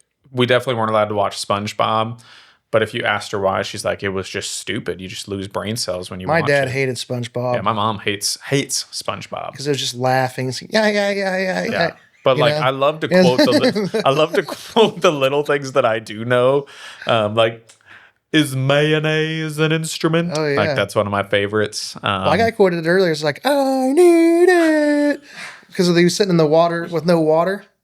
I've seen every episode of SpongeBob. Dude. Oh, Dad. I got it. Then the worm one, where the dude walks on the bullworm. Sandy goes and beats up the worm, but it's his tongue. What is that? It's like the Alaskan bullworm. yes, the Alaskan bullworm. all right. SpongeBob's great, man. No, this is Patrick. I do Yeah. like to answer the phone that way sometimes. Yeah. Yep. Yeah. Even in my do. insurance office, I'll Which answer it. I get it. I get it. As a parent, you just want to protect your kids and Yeah, you want to have the absolutely. best. So I understand, but and also, like I said, I am a conspiracy theorist. I think a lot of things are evil. Probably. So I completely understand the concern, but with the same thing, it's like you got to really analyze. And it's like not everything is gonna. Yeah, Totally like how destroyed. harmful was the Pokemon thing for you? It wasn't harmful. Like I don't- still love it. Maybe Except it was for harmful. now, it's maybe expensive. It's an expensive hobby for Yeah. you now, but maybe it's worse on me than I thought it was because I'm still obsessed with it. And I'm 32. yeah. Probably talk to our counselor about that. Yeah, I Um, had some sort of childhood trauma based around Pokemon Go. So Yeah. around Pokemon, Dude, ChatGPT can basically offer counseling service now. It's wild. It's wild. I don't want to listen to chat. I've genuinely asked ChatGPT for advice, and I'm like, that's some of the best advice I've ever gotten. So I've tried asking my Snapchat artificial intelligence for advice. I don't like that one. No. No. Let's think of something to ask it. What's some advice? I would just think like it's right, but it's also wrong. Dude, theology. Dude, he has texted me at night, like, because we were talking theology, and he's like, and I've done this with ChatGPT too. It's like, it's not bad. Let's just do this. Why do good things happen to bad people? Right? People ask that all the time. That's a good question. Why do good things happen to bad people? Let's see what ChatGPT says, folks, and then we need to get out here. Yeah. Here we go. That's one of those deep, timeless questions that's been wrestled with in philosophy, religion, and everyday life for thousands of years. 1, the life isn't always fair perspective. 2, we don't see the whole perspective picture. We don't see the whole picture perspective. 3, the definition of good. Yeah, this is good stuff. So anyway, I have an opinion. let's hear it. It's not a fact. It could be a fact. Good things happen to good people because 1 is right. You don't see the whole perspective. Like Right. what we see in our everyday life is a fraction of what's actually going on. Within a spiritual realm and the physical realm. So we're only experiencing a tiny little bit of what's going on. And also, we all have something to learn. Yeah. Something bad happening affects many people in many different ways that in this life here, we have to experience it for us to learn something out of it, So, I mean, what is bad now could be years to bake to where that thing is now good, Right. Well, it's like me tearing my knees. Like, I'm a good person. It's like I can't run. I can't do anything I used to do. Is it bad? Yes. But now as I'm an adult, I've learned a lot of things. It's got me to where I am now, and I'm not. Do I wish sometimes I could run? Yeah, but at the same time, I don't think I would be the same person. No. No, I always said, like my back surgery, I always said was like God breaking my back to get rid of that identity of me. And yeah, I don't know if I'd ever gone to Minnesota if I hadn't have had to have a back surgery, because then I had my summers open for not playing ball. And then that's where I met Annie, and I wouldn't have my kids if I didn't meet Annie, and I wouldn't have Annie if I never met Annie. So yeah, Right. I mean, from a Christian perspective, God turns it reminds me of the Joseph story where he says to his brothers, like, what you guys intended for evil, God meant for good, Right. And that took years for that fruition to come too in that story. And I also I think Wesley Huff is kind of who said it that way, where like the Bible makes it clear that not anybody is good. And so when we get anything, like I deserve nothing. And I think he says, justice is getting what you deserve. Mercy is not getting what you deserve, and grace is getting what you don't deserve. And for me, I get what I don't deserve every day in the sake of being alive, eating a tasty brownie. Like God didn't have to make food taste good, right? Right. He didn't have to. He just make it pure fuel, But no, it tastes good, except for beer. Beer doesn't taste good. So anyway, all right. Well, let's read one of these questions. We need to hop out of here. This has been really fun, though. I've had good time chatting. Well, Is this how you thought this would go? I don't know. He said, I never just sit down and get to talk to anyone anymore. I'm always busy doing something. So as far as just sitting down and talking, I like it. I love it. I love it. Can't tell you last time I sat down and Okay, had I an got adult two of them here. conversation. Two of them here. Let's go. If you were going to participate in a reality show, which one would you choose? Survivor. Wait, is that a reality show? Yeah. Yeah, Survivor. Straight up? Straight up. You think you could do it? Hell yeah. I think I'd have enough body fat to make it through those 30 days. But I want the old school Survivor. I don't know if I want that or not. Everybody's a bunch of pansies these days. They are. Trying by day one. I would say around season 15 Survivor, where you're not eating pig eyes and slugs for a challenge. Like, there's a fine line between just doing Survivor and then getting food poisoning. So if we can remove the food poisoning aspect of that, yeah, I'm down with it. Yeah. I think if it were me, does Duck Dynasty count as a reality show, you think? Yeah. It's probably a pretty program. I would love to be in Duck Dynasty just doing that everyday life. Or like a real reality show. Dude, I would love to like, you remember Wipeout? Yes. Are you talking about the ones with like the obstacle course? Yeah. That would be funny. Is that the one with the Asian people, or is that the different one? I know what you're talking about. It's not Wipeout. Or they launch a ball 5,000 feet in the air and dude, and the smacks them in the commentary head. on that stuff is wild. That's also like on Peacock and stuff, Pluto too. Really? I watched it the other day. I'm all for it. Like, I do great. find myself, because I don't really pay for any TV, but I do have the free stuff, and so I'll just be in the deep woods of like Amazon Prime with like some show nobody's seen before, and I'm like, like Tractor Ted, Turtle is a kid's Man. show, huh? Turtle Man. I have not seen Turtle Man. Oh, this guy. Oh, he goes by Turtle Man, and He goes by Turtle Man. That's his name. he'll go and swim in people's ponds and catch snapping turtles out of their ponds for him. Heck yeah. Legend. Okay, Oh, yeah. what's one of the best gifts you've ever been gifted? And we'll just take it out right off the cuff. Can't be our kids Okay. or your wife. Um, Like a real physical gift. What's one of the best gifts you've ever been gifted? real physical gift that I've been gifted. That's a good question. Is a good question. Oh, I don't know. I just remember I've never. I mean, nope. Like nobody's ever like really just given me stuff. But I do remember one time. So after I first got married, we got to have Christmas at my wife's parents' house, and they like gave me like a bunch of presents, and I wasn't used to getting presents, so like I cried. I was like, because I didn't deserve them. Like I didn't deserve you to buy me stuff, you know. Yeah. Because when I was a kid, we got like one or two things, balling on a budget, Correct. know. Your So- Santa wasn't rich, was he? Huh? Your No, Santa wasn't no, rich, so was he? I didn't get a lot. I I didn't didn't have a get a rich lot of Santa toys, either. and it was never really like an important like the aspect of Christmas wasn't about like just getting a bunch of toys. So I never got a bunch of toys or got a bunch of stuff. But when I did, I was like, it was overwhelming. I was like, you guys don't need to buy me this stuff. It's just like a lot for me. Yeah. So I was very thankful that people wanted to spend their money on me. So as far as one thing, no, but I'll always remember like just actually getting stuff. I was like, wow. Yeah. So That's good stuff. and it wasn't, and it was like clothes, and it wasn't like anything like just wow, but it was just the thought of it, Dude, I could stand some cologne right now. That's not cheap. Cologne? I haven't worn Right. cologne since like college. Oh, I wear some every now and then. Right now, yeah, Yeah. I could use some. like about once every 3 months. If anybody wants to gift me some cologne, Yeah, whatever. I almost bought some. I played at the Boot Barn in Columbia. That's Mhm. where I got this hat. Mhm. It's like, what kind of cologne you got? It was like $60 a bottle. It's like I'll just go with a $9 middle school Axe. I feel like cologne nowadays is like, it's all must. And I'm like, I don't want to smell like kind of rotten, Yeah, that's good. There's not very good stuff. Yeah. Some of it's good. Most of it's not good.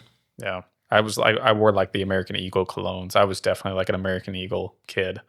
Hollister. Yeah, Hollister. We didn't get into Hollister stuff, but American Eagle, I always wanted to have American Eagle stuff. And then I remember somebody in middle school being like, you're paying to advertise for somebody else. And I was like, oh, that's a good point. So then I probably just wore whatever hand-me-downs I have now. Listen, I wear this shirt frequently because nobody gives me very many things. And so like I wear if somebody gives me a free shirt, I'm wearing that free shirt. So Oh yeah. we'll tell people like you got some live stuff coming up that people could go to and where we can find you online and all that. Yeah. Do I need to look at the camera for this? I don't care. It doesn't matter. No. So live stuff this week. I'm just going to be at the lake at Neon Taco. Then I'm playing in Nashville Monday Really? at Midtown. It's going to be a writer's thing. Sweet. Then the weekend after that, the 30th, I'll be in Mammoth Spring, Arkansas at a car show. And then the weekend after that, I'll be at Twin Bridges both nights for music fest thing. Yeah, it's music festival. Awesome. But so that's up through September, and then I have to look at my calendar after that. But Mhm. yeah, that's off the top of my head for the next month. Nice. And then as far as my music, Spotify, Apple Music, all that. I haven't really been on Better Man Records a lot, posting. I've been kind of working out some stuff with my distribution, so I've been kind of keeping that under wraps, just working on some things, but I'll probably get back at that soon. But as far as music, Apple, Spotify, Better Man Records, Preston Ary Band, whatever. Yeah. So Cool.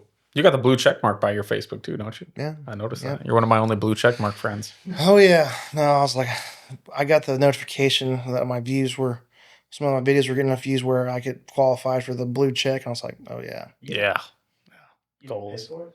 Huh? You don't pay for it? Well, I do now. I got it a long time ago because Yeah, because in the past you didn't have to pay for it, and then Right. now, like I could go on there and buy it, Yeah, and I feel like now a people faker can if I buy go it, on like- there and buy it. yeah, I got it a while ago, and then now I had people ask me how to do the blue check mark. I was like, well, I think you can actually you have to do like a whole bunch of certain things, and then you have to. I think anyone can do it now, but at the time you had to meet a certain criteria. Yeah. With engagement of videos and or maybe friend count or something. Yeah, and now you do have to pay for it, but also they can take it away if you're not actively. If you don't pay for it, but if you don't post like engaging content or something, like I got flagged for something. I don't remember what it was. I think it's because I comment Is on it a stuff. conspiracy theory comment? Oh yeah, I comment. I gotta chill on that stuff, man. On Facebook, I gotta quit comment on Facebook. I'll see something I disagree with, and Facebook always wins. That's what I have to always tell myself: is the internet always wins. So if you're gonna go comment, just know somebody's gonna say that you look like you read, you point while you read. Yeah, exactly. So now I just push unfollow. Yeah, don't want to see more of this. Yeah, I've unfollowed quite a bit. People always up in arms about something, Yeah, I'm just ready for. I know I don't really want to get into politics or anything, but I'm just ready for the next 4 years to be over with, so everyone can stop complaining. Yeah, but then it's going to be the next 4 years. it's going to be the next 4 years after that. Whenever Trump's not president anymore, it's gonna. I just pray that everyone's just on the same page now. It's like we don't have to complain about it anymore. Yeah. It's done. That'd be nice to be unified, and definitely, I think part of our culture and media is rewarded by being not unified, right? Like this is this hot button thing that you attach to, and this side. You don't get popularity from being non-polar, Right. And so I do wish that, like, hopefully, like, even in this podcast, I really try not to be super polar, and hopefully we can still have an audience of people that just enjoy talking and are okay talking. Yeah. Conversation. Who was I talking? Was that Coach D we were talking to? Or maybe it was Cole. I think it was Cole, of just like, people don't know how to have conversations anymore. Yeah. Cause we were talking about the cell phone policy. It's like, we're going to see if these kids can even at school, like, can they talk over lunch, and just like being able to conversate here on things we agree or disagree on, and still being able to, like, coexist and generally want, like, I want you to have the things that you want in life. That's what's made America, right? It's like that we have the freedom of choice. But yeah, I'm a little over the political stress. I'm a little over the financial like stress that, too. Man. Yeah, it shouldn't be like that. It's never been like that. That's what everybody says. I always try to ask that question of, like, are we just overreacting because there's more media now, or is this the worst the country's ever been? And people are like, no, this is pretty bad. Oh, well, is what the old people say. Is they're like, yeah, I've never seen it this bad. But but they could also be falling in the same trap of, like, we just see it all now. Well, I mean, to be honest, you choose what you see. It's true. I mean, I just said, it's like, if I see something I don't like, I unfollow it. Yeah. And so if I wanted to see that, I could continue to see it if I want. Yep. And that's what people, it's like, if you want to see the bad in something, that's on you. If you want to see the good in something, that's on you. Yep. So, I mean, at the end of the day, you choose what you want to see. Mm-hmm. So, yeah, if y'all don't like it here, turn it off. That's fine. You can go follow the other Fayette podcast, but I don't think there is one. Oh, no, I do think, I think Ryan and Nicole just came up with a football podcast. Nicole Atkins over at the coffee shop, and Ryan, I think he spends like 20 minutes, like, he's deep into the football analytics. So he talks about football, and then she talks about some sort of food. So maybe this will inspire more podcasts. You could do a podcast too. Elijah said he's starting one, and then is he really? That's what he said. Maybe we were in the gym when he told us that. And then also, there's a radio show at that old school. Yeah. Mm-hmm. There's a radio channel here. Yeah. Yeah. I mean, I could. I mean, I got enough mics and stuff to do it. It's just I don't think I want to sit around and have to edit the video and stuff. You know what I'm saying? I don't have the time to do that. Stuff is pretty wild. You could. AI makes some shorts that are pretty interesting. It's not always perfect. I can't use it right now because I don't want to pay for it. But yeah. Well, this has been good. We've been cooking for a little bit. Oh my gosh, it's after 12. So yeah, man, we've been cooking. But good having you on, man. It's been a while since I've chatted with you, so it's good. Anything else you want to add for the people of Fayette or our listeners or anything like that? Come out and watch some live music. You can find him on Spotify and stuff like that. But anything else you want to add? Nope. Just stay cool. Stay classy. Cool. Start taking your fish oils, folks, and get in the gym. Yeah. Get in it. Hey, we're in the age of taking care of your health's important. Yep. Get in the gym, try to eat a little bit healthier, take fish oils, take vitamins. Fish oils is the WD-40 of your body. And with that, outro music.